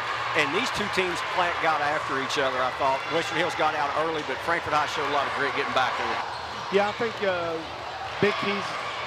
Western Hills went down low early and got Campbell and Gabbard going. And then Western Hills went about 3.5 minutes without Campbell getting a touch, and that's when Frankfort High made their run. And yeah, they've done a great job on Caleb Hack. Gabbard has done a great job on Twombly. So if you're Frankfort High, you're only down 2, and you know 2 of your big guns really been fairly quiet for the most part.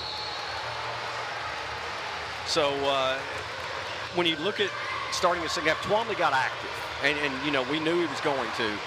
These kids don't want to see this come to an end. I mean, they all believe that hope is still we can get to Rupp Arena, right? That's everybody's hope. We went through it. They're going through it. What do you expect in this second half, Tony? Adjustments. We talked a little bit philosophy both during the game and since that.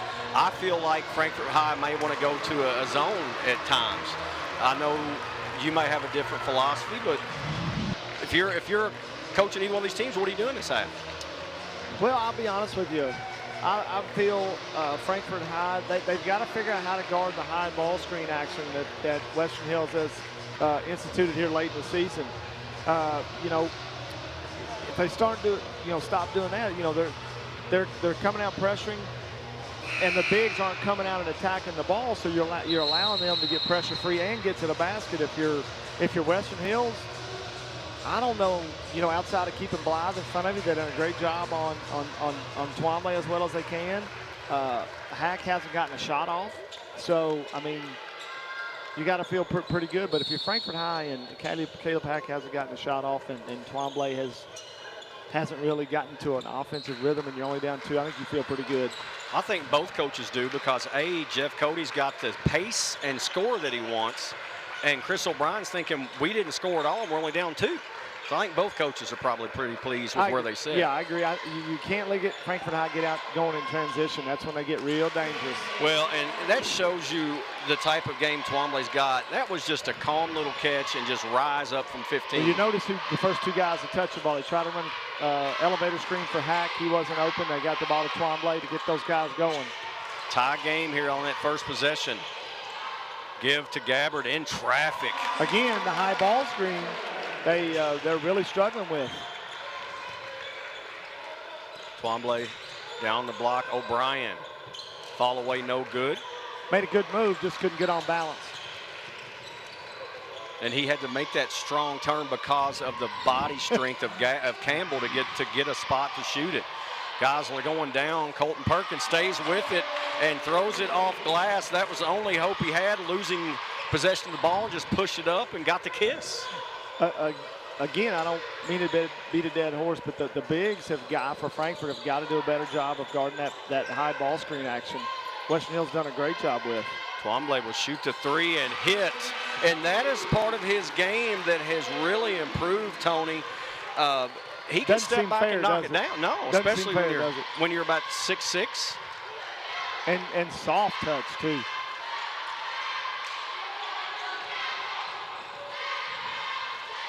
Gabbard, give away to Simonis. Could have taken the 3 as Blythe went behind the screen. Didn't. Gives it up. Gabbard, no good.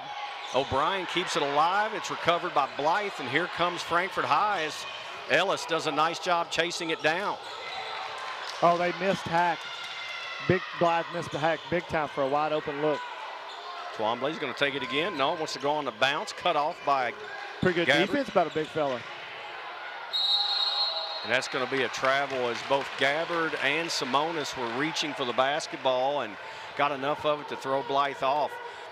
I'm a little surprised that Gabbard has played behind Twombly the whole time down on that low post.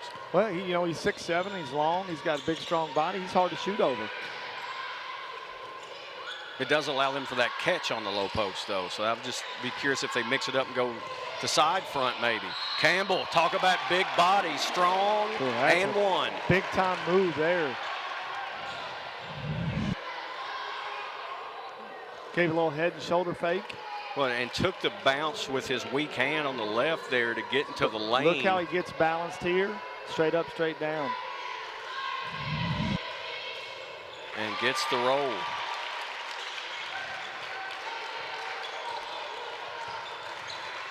Four-point advantage for the Wolverines on their home floor. Have led the whole way, I believe. They have.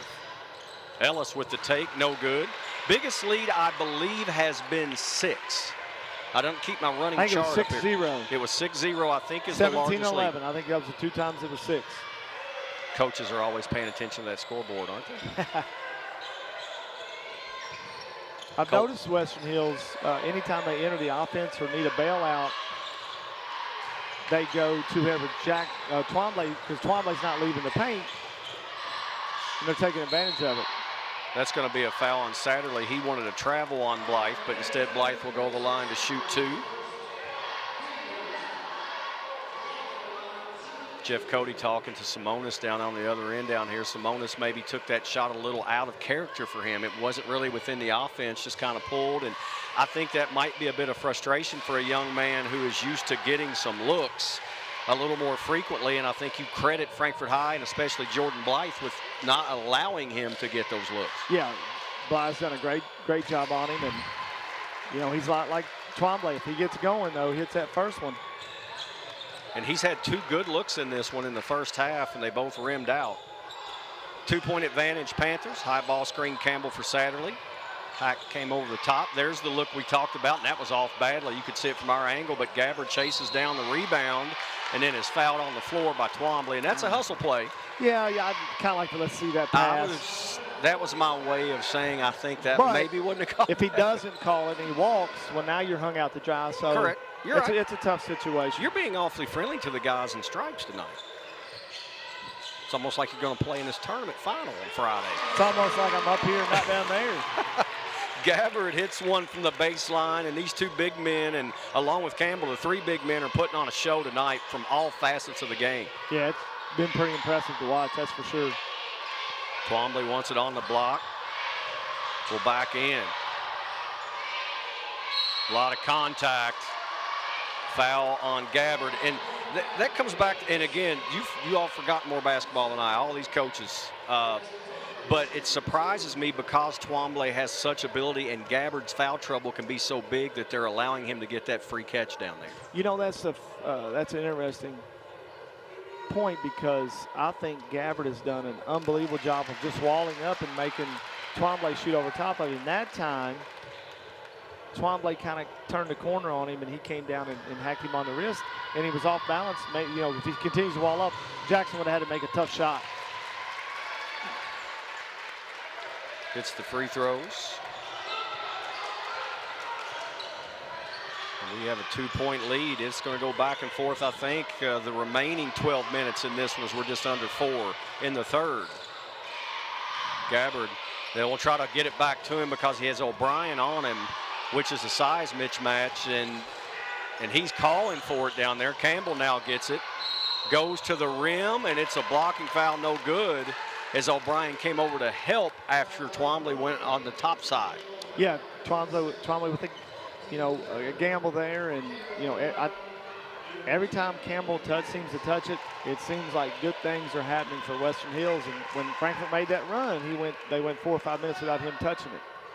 But you're putting him on the line, and as a 50% free throw shooter, as anybody watched our game last night, let a team back in the game late in the game. Got to make them this time of year. Splits it there, and and it's funny, we've all heard it from our parents when we played, and people hear it all the time now. Why can't guys just make free throws? They're free. The fatigue factor people forget about a lot of times. I can go out right now and shoot free throws, but you make me run up and down the court for a while, other than getting paddles to resuscitate me, I might not be able to get a ball to the rim. And physical play. And again, Gabbard with a great wall up there on Twombly. Satterley quickly up. Pack cuts him off nicely. Gabbard calling for it on the block. Satterley goes the other way. He's going to go to the high post to Campbell, and a forced pass that's stolen away by Charlie Ellis, and then a foul by Satterley. And that was probably a smart smart, whether he meant to or not, that was probably a smart foul because, like I said before, Frankfurt is so good in transition. But, again, as you and I have talked about, when you get in the postseason, the game slows down. It does. I don't care who you are. It just slows down. Well, it's very similar to the postseason when you're playing baseball. It's when all of a sudden these teams that score in buckets, as you see, nice inbound together, but teams usually that score 8, 9, 10 runs, all of a sudden you get in the postseason, you see a lot of 2-1 ball games. Yep. And basketball is very similar. It gets a much more prized possession type game. Satterley, nice take. Great move, great balance. That's another lost art, is finishing at the rim with a jump stop off 2 feet. Right back down Blythe, and they're going to say that's on the floor against Satterley. Here's another look as Satterley on the take, turned the corner and just gathered himself nicely there. That's the third on Satterley here as the inbound, and that's a big call. So I think that's going to be 3 on Gabbard, and a lot of ball left in this one. As Twombly's going to go back to the line. I'm wondering if, with his third foul, if Coach Cody will switch Campbell and Gabbard to get them at least to the fourth quarter with him only having 3 fouls. Well, he's going to go to the bench, actually, it looks like here, and get Gabbard out of the game, as Javion Campbell will come into the contest. Freshman getting some big minutes right now. Don't let his size fool you too. He's a young kid, but yep. Man, he is tough down there on the block. He's got a ways to figure it out, but when he does, man, he's going to be a load, just like his brother. No kidding. Stone in the game, a freshman.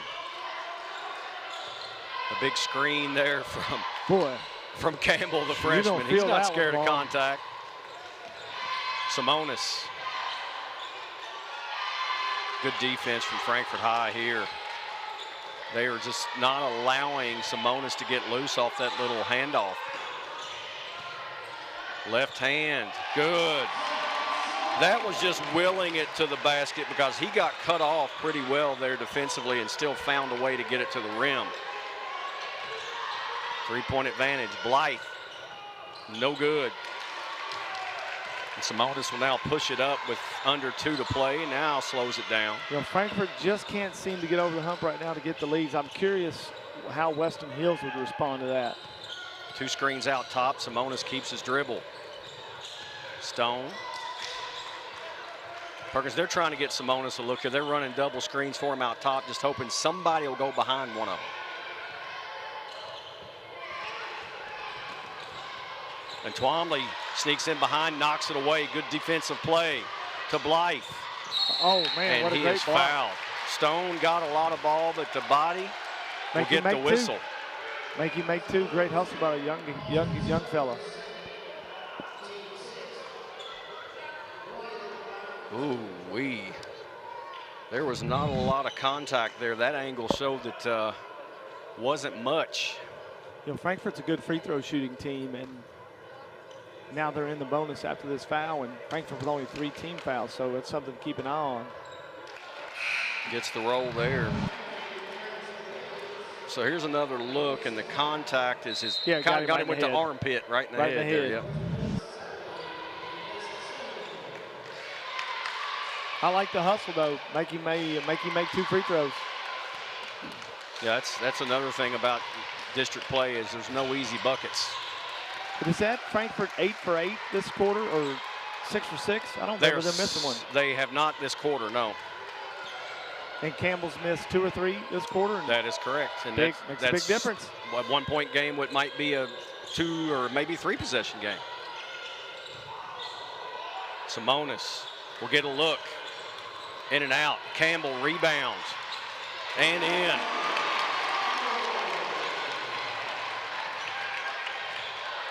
That's 4 or 5 really good clean looks by Simonis. So at some point you expect him to make it, right?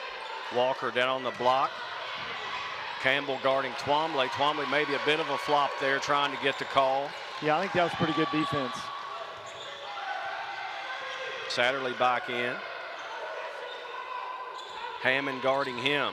They double him now as Twombly does a nice job hedging on the screen. Discombobulated offensively is Western Hills right now. Simonis, Satterley, plenty of time left.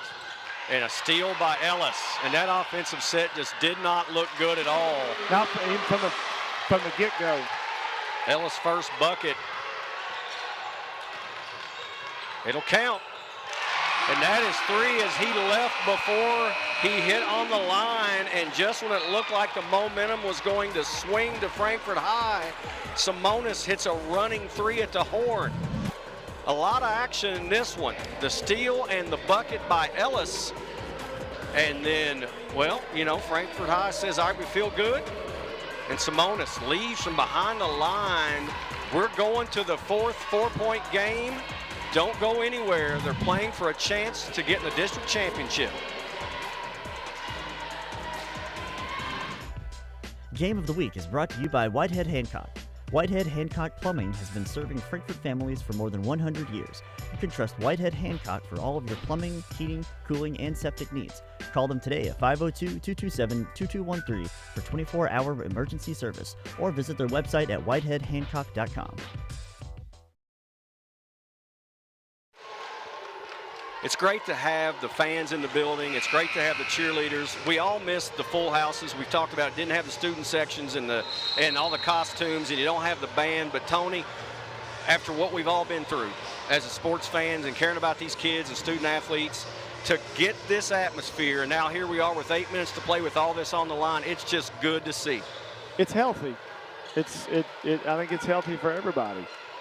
We're glad we got to play. You know, we didn't get a full season, but we'll take what we can get. Now, at the end of the quarter, Frankfort started doing a little running, jumping, and trapping the guards, so we're going to see how they handle that pressure.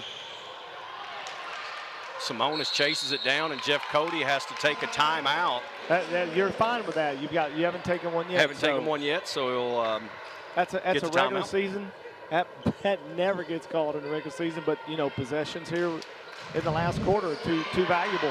Well, Tony, we've talked about Twombly and what he's done, but you talked about the defense he's played on. Twombly's been solid, but don't forget Gabbard can also score it in a variety of ways, and here's an example facing up and knocking down that shot. These two guys mirror each other a bit.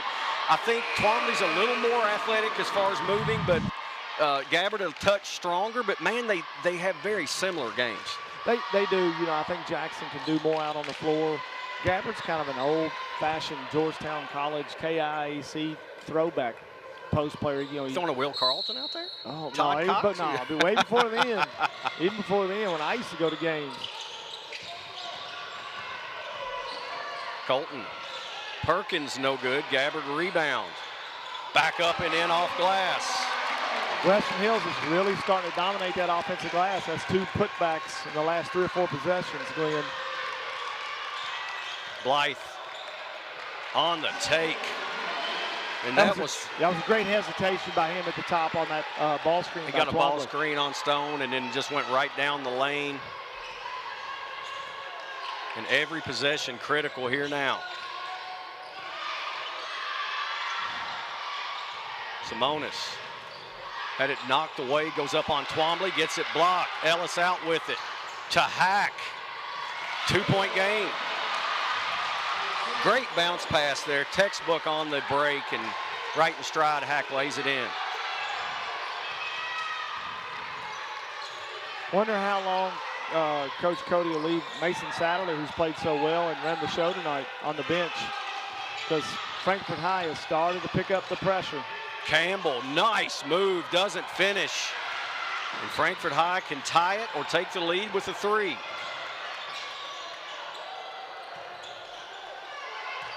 Twombly got away with the walk. Lays it in, we're tied. Little hop step to get going there.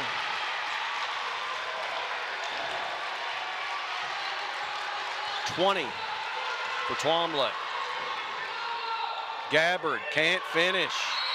Draws the foul, and that one won't go. The foul's on Twombly, but you sort of get the feeling right now the momentum is on the side of the team in orange and blue. They picked right at the end of the quarter. They started doubling, running and jumping a little bit, and doubling the basketball. And they're trying to speed Western Hills up. I think Coach O'Brien has had enough of walking it up and pounding it down inside. So we'll see if Western Hills can handle the pressure. And right on cue, in comes Satterley, and Stone gave him some good minutes. He did. He's going to be a good player. Already is a good player. He's going to be really good. Gabbard misses both. He's usually a pretty good free throw shooter. So now, for the first time in a long time, Frankfort High can take a lead. I don't recall the last time the game was. I guess it was tied early in the half. I'm pretty sure Frankfort has not had the lead all night. They have not had the lead, no. O'Brien tried to get it high post to low post, and a nice job denying the pass by Walter Campbell. Coach O'Brien not real happy with his boy there. He throws it over the top, gets some air. That's a layup. Ball deflected on the inbound, and Campbell comes away with it. Satterley back in, working against Hack. Draws contact, no call. Gabbard put back. Another offensive rebound. And you know, if you look at Frankfort, they're really not very big outside of Twombly and O'Brien. I mean, guards have got to start digging in there and getting some rebounds, help the big fellas out. Twombly got mid-post, now gets it deep, and one. And 4 on Gabbard.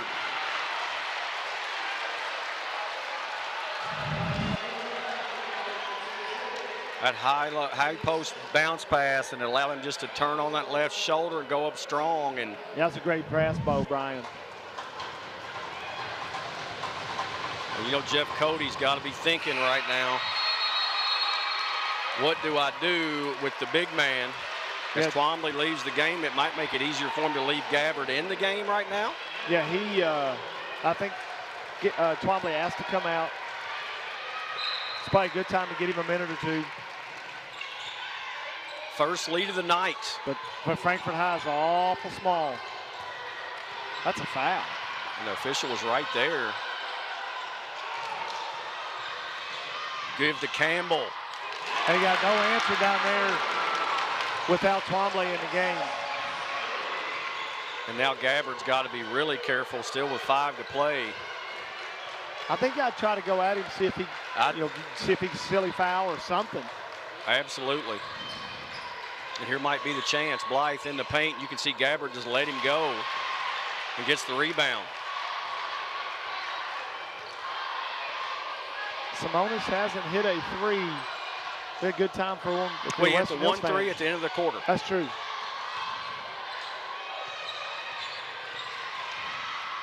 And a nice job by Ellis denying the pass. He's played it really well tonight. Hack. No good.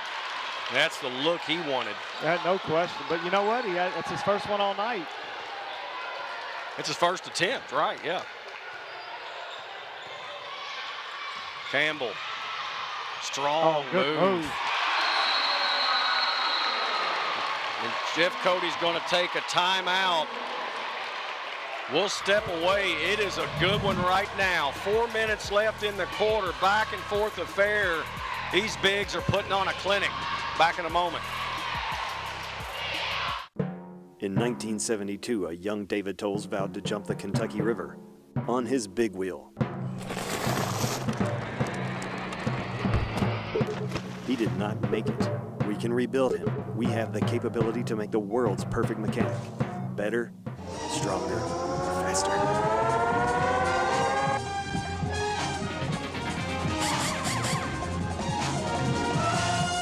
David Tolles Tires and Auto Service on Duncan Road. So David Tolles, our sponsor. We appreciate all of our sponsors. And there's a good look at Chris O'Brien. Yeah, it's an interesting timeout. Coach Cody, I know, it's probably reinforces the defense, but it allowed Jackson Twombly back in the game. Well, and he took out Gabbard.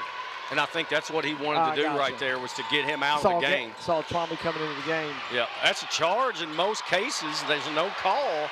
I'm okay with that. That was a little bit of a... You think it was a flop? Yeah. He really didn't lower the shoulder there. Messed the shot up, It did mess it up. And that's what makes me believe it was a call one way or the other. Good pass. The brothers A Twombly gamble. Walter to his younger brother, Javion, for a bucket. The lead is 5. We need to check their addresses. I'm going to tell Jeff I think they live in our zone. East side. Twombly just forcing his way in and gets the call there. And again, when he gets it that deep, something good's going to happen for Frankfort High. He can turn over that left shoulder. He's pretty deadly. See Campbell leaning in. I mean, he did all he could. But Twombly's he's pretty crafty. You know, he used those 2 bounces to get it in. And really about the only thing you can do is Twombly, by the way, is perfect tonight from the line. There you go again. Don't jinx another one. Already jinxed Simonis earlier in the first half. Yeah, wow. It happens. Glenn Waldrop, I'll give you a cell number. Call me after the game. 7 of 8 now. But it's incredible as hard as he plays. Oh, it's just such be a soft shot. 7 of 8 from the line. He just shoots it such a soft shot. Walter Campbell on the floor, and he wants to try to take Twombly off the bounces. They're going to spread it out. And a timeout there. Interesting timeout. 2:50 left. He dribbled to the corner. He was about to get a trap, and something bad was really about to happen. Well, he called the timeout there, but this young man, 19 points right now. Walter Campbell, and a lot of it has been second effort. Now here we're seeing him take it on the drive, but the offensive rebounding has been incredible, and that's a great take. I mean, he's just done an outstanding job, and you know, Twombly's been a load. We expect that. He's at his average right now. When you average 26 and 10, and Campbell's coming in here averaging, you know, 15 and 10. I mean, they don't want to get beat. They don't want it to be over. This has been good stuff, and you know, I'm super impressed with the fact that Campbell now, you know, even earlier in the season, we played them. I don't know, it's third week of January, you know, third week of the season, I guess, and it's kind of hard saying the third week of season in January, you know. Well, and this guy right here, Jackson Twombly, he has done it all tonight. You get the block, you jump the passing lane. We've seen him with his back to the basket. We've seen him facing the basket. If our district gave an MVP for regular season, he'd be it hands down. We've got a lot of good players in our district. But what I was talking about with Campbell is now he's putting the ball on the glass. I mean, put them on the ground and get into the glass. Yeah, he's put it on the floor, and it's not just that stuff right around the rim. Oh, no. 2:50 left. I hope my players aren't listening. I wouldn't at 51. Bad positioning again here on the inbound, nearly a steal. And that run and jump is bothering Western Hills badly. Got to get it off the sideline. Get in the middle of the floor, relieve the pressure. Need to look to score. Way too much time left. Stay aggressive. Both teams need to stay aggressive. Simonis, and they're running clock, and that can take you out of your rhythm a lot of times. Simonis has it taken away, but was fouled. You know, and I remember being old enough, Tony, as are you, since you're older than me, back before the shot clock was in college basketball, and team would go to the four corners. North Carolina was famous for it. They'd run minutes off the clock at a time. I'm really glad that's no longer part of the game as Simonis gets the roll. Well, do you expect there to be a shot clock in high school basketball is where I was going with that. I do think so eventually. Now, younger kids won't know this, but when you had a kid like Phil Ford, it was like us having Diablo, like I've talked about many times at the Civic Center. You can't catch him. Right. You just can't catch him. Ellis, good take. That's going to be a foul on the floor before the shot on Colton Perkins, but that will put I think he's them at the line Perkins for 1-1. Because Ellis doesn't look like for his offense a whole lot, and he just made one move and blew right past him. I really like Charlie's game tonight. He just doesn't try to do too much, but he has really facilitated well and been aggressive at times off the bounce to set guys up when he needed to. Charlie's being Charlie.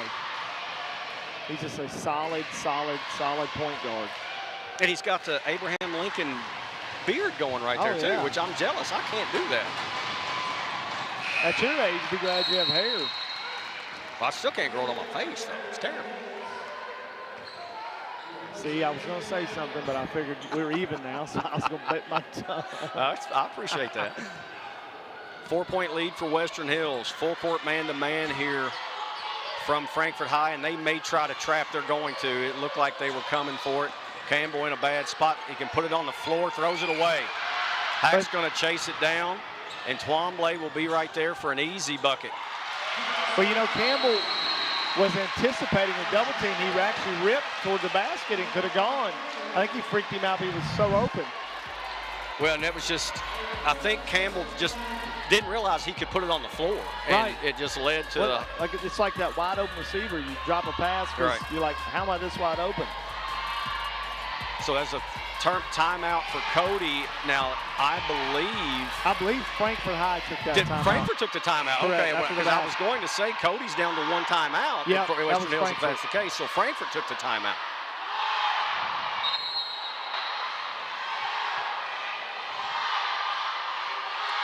So, man, tournament basketball, right? It's good stuff, man. This is our day. You know, we said at the beginning of the broadcast, our district is this is what it is.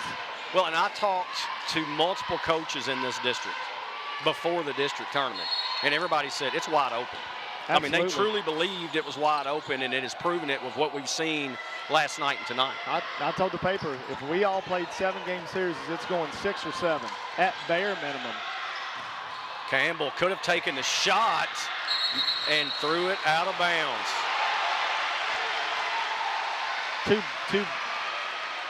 Two bad turnovers by Campbell, and didn't need either one of them. Well, and there he could have taken the shot, and instead he looked to pass, and Gabbert will come out now. Get Gabbert out. Don't want him to foul out. So Frankfort High can take the lead with a 3, can tie it with a field goal. Coming up on 90 seconds left in regulation. Blythe against Satterley. Ellis to the rim. Tie game.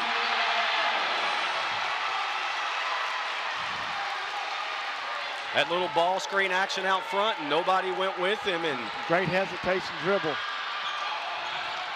All knotted up. Simone is trying to break the pressure. Does. Pull up.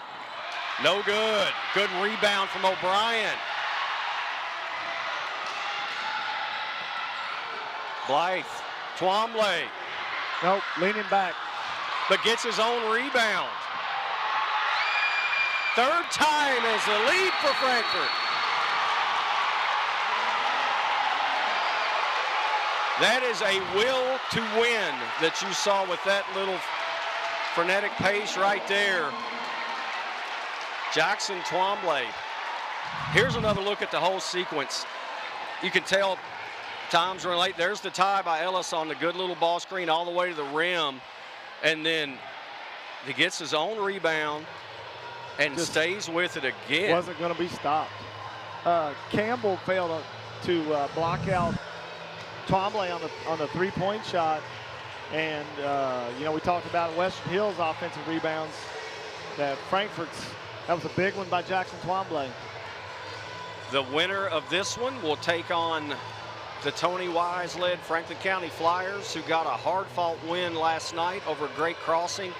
And just quickly, how good is that team going to be in the future? They're young, man alive. Great Crossing's got some talent. They've got a lot of young pieces, so we'll see how they develop in the future. But man, they've got a lot of young talent for sure. So set the scene here now. Western Hills with 2 timeouts, down by 2, facing full court pressure with 44 seconds remaining. Perkins can run the baseline after the make. Not a lot of screen to get it in. Satterley had it knocked away by Hack, but Hack was on the baseline. And Tony, this Western Hills team has gotten so tight the last minute. Yeah, we talked about staying aggressive with 2.5 minutes ago. And, you know, now you're in a situation. Frankfort ought to turn up the heat. I know Coach O'Brien well enough that I know that he told them that's a foul. That's okay. Going to be a foul, but they still got 3 to give. We got 1 more to give. Now you're in the 2 bonus. to give then, I'm sorry. Yeah, yes. now you're in the bonus, so why not be that aggressive? I know that he told them that because you could tell they picked up the pace. Now you got to be real careful about fouling. There was 44 seconds. 39 maybe? 39 seconds left. We've got a clock malfunction. They're trying to run it down to where they can get it now. And that's about right. That's close enough.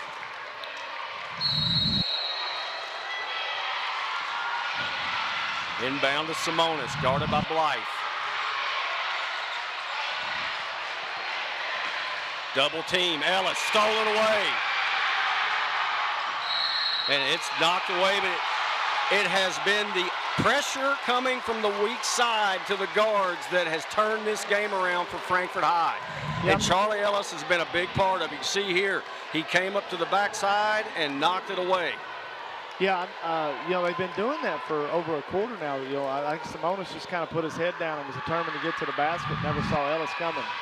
Double bonus, and Ellis calmly hits the first.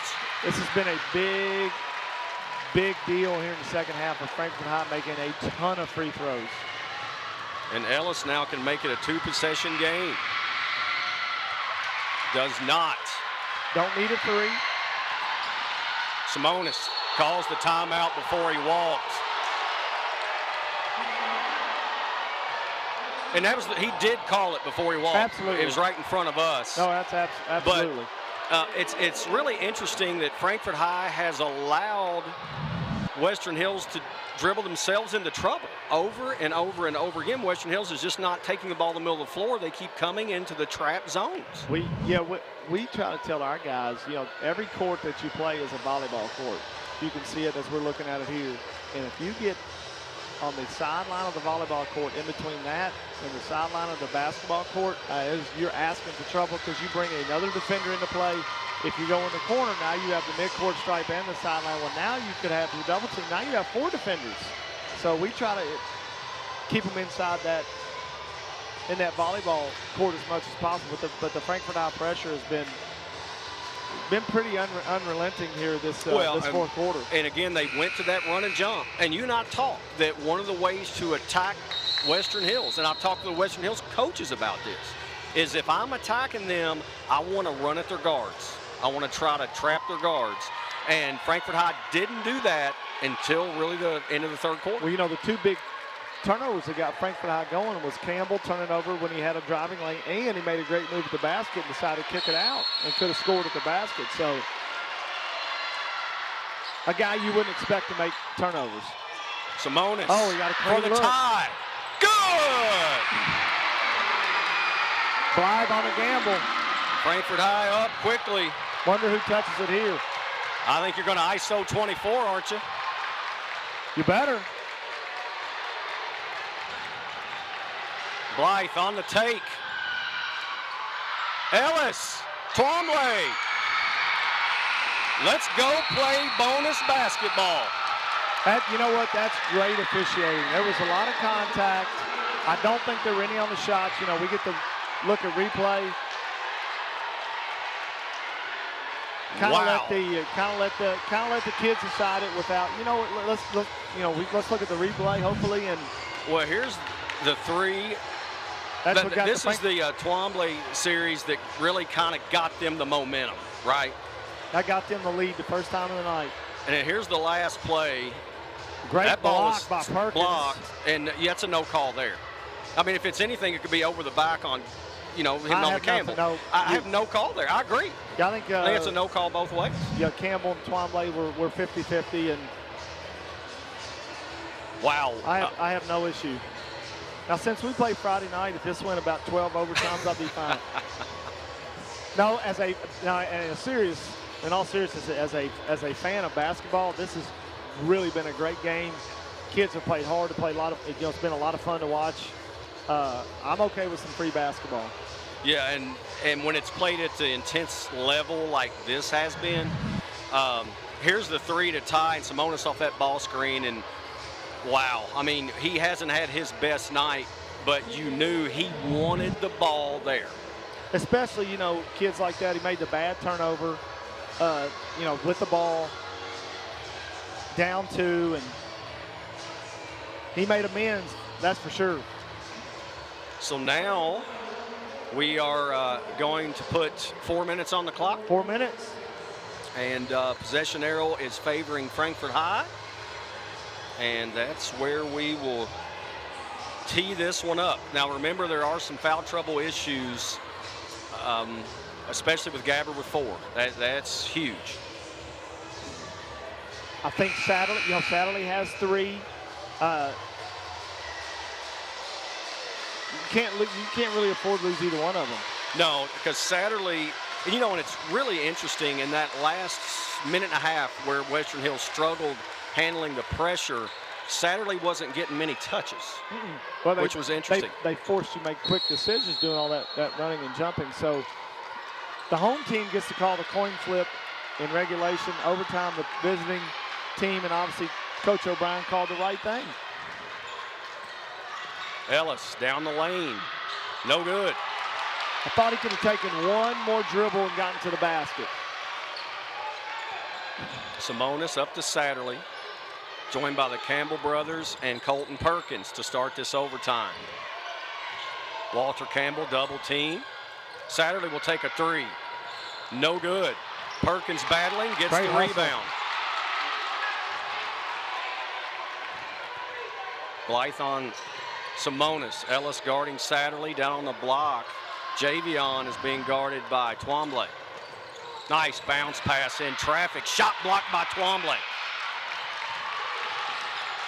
Possession contained here by Western Hills again. Little surprised Frankfort quit running and jumping and got now your Western Hills has kind of gotten back into their pace and have already run off about 40-45 seconds here on this possession. You know, they started the overtime with Gabbard on the bench since Frankfort got the ball first. You can't get him now. He's not on any offense, obviously. Right. Campbell at Twombly. Good. Got position on him and a great entry feed by Simonis. Campbell now guarding Twombly. These two have gone at it tonight.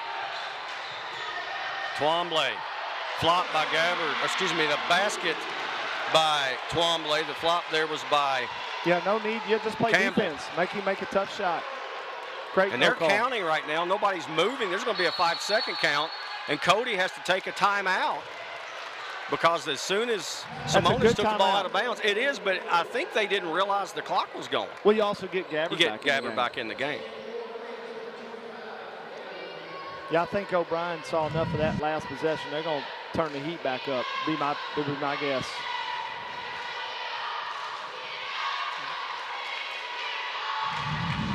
I have got Twombly with 32 points right now. How many do you have at halftime? I had him at the half, I think, with 14. Yeah, he's been pretty spectacular. He quiet 14, but this has been an outstanding ball game. And you could see there, I don't know if you saw the monitor, Tony, but going to the timeout, Campbell and Twombly doing a little bumping. This is a game really you hate to see either one of them lose. You know, they both played pretty well, and in a game this magnitude, you're gonna make mistakes and things like that. But the intensity and the effort has been incredible. The three of us were 2-2, and Great Crossing was 4-0, and Great Crossing was behind all three of us with under 3 minutes to go. They're going to line up here with everybody on. This is an interesting lineup here. I saw you guys do that last night. It's hard to guard. It's very hard to guard. Now they look like they're going to try to run and jump maybe here. It looks like Hack's going to try to double team. He does. Simonis keeps his dribble. Now gets it back. Gabbard wanted it on the block because he was guarded by O'Brien. They didn't give it to him. Oh, that's a lot of contact, no call. Satterley's shot doesn't fall. Frankfort High can take the lead. Blythe loses the ball. It's on the floor. Everybody diving for it. And somehow O'Brien got possession and a timeout. Great effort by Nathaniel O'Brien there to go to the floor and somehow get that timeout call. Wow. There's a lot of contact there, no call. And then right back down here, Blythe had it knocked away. And then look at the ball. I mean, they just take off here. That's a coach's kid making a heady super play. Intelligent play. O'Brien as one of the seniors on this team.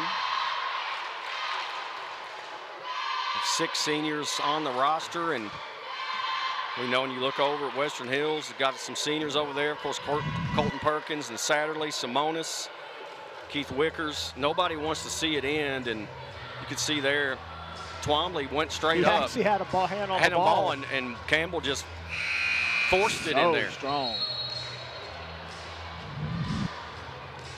And I've got to tell you, I've talked to Cody, I don't know how many times, he's always had the gator on. It's the first time I saw his big beard. It threw me off. I told him it's hideous. I don't know how his wife does it. She's a saint for being married to him anyway. Every woman who's married to a coach, they are saints. Are saints. Every man married to a coach that's a female coach, also a saint. And I think that's going to be out of bounds off of Colton Perkins. No. I think he originally got a piece, and I think Trombley went down to get Hugo.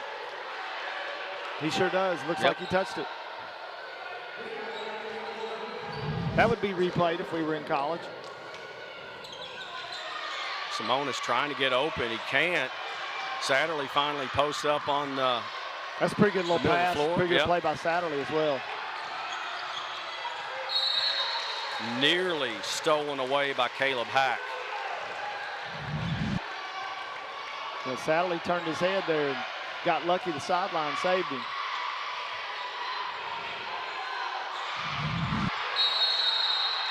And that's going to be a timeout, and that's the last timeout with 1:33 left in overtime.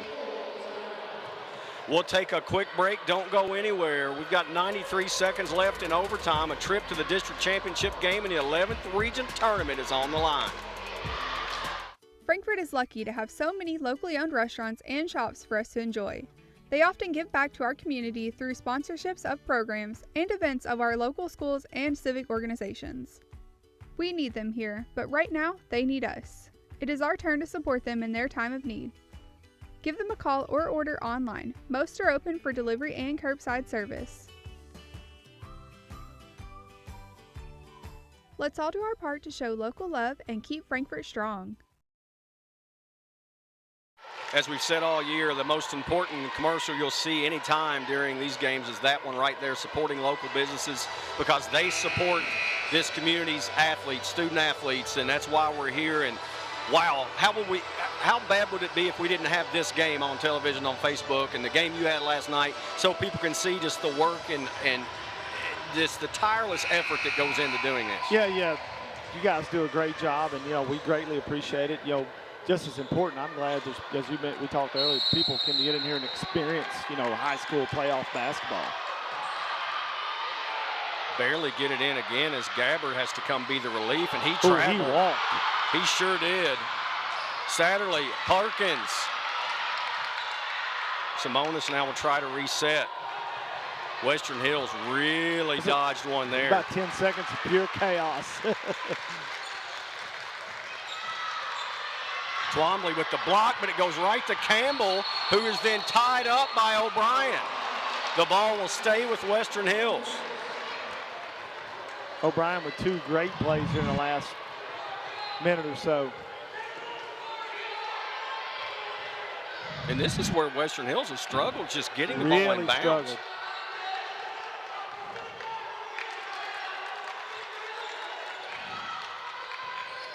Perkins had it knocked away, and it went off of him out of bounds.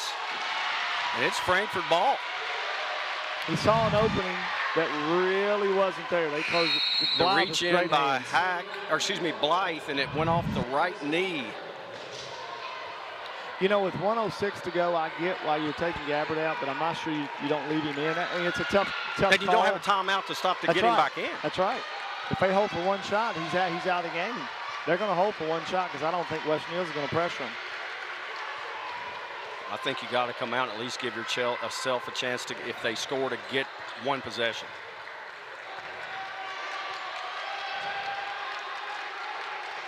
Just 40 seconds left. Just my personal theory. I'm not letting somebody hold it for a minute? No. That's just my, like I said, that's just my personal preference. I think you got to come play them now. Give yourself an opportunity if they get a make to get it one possession.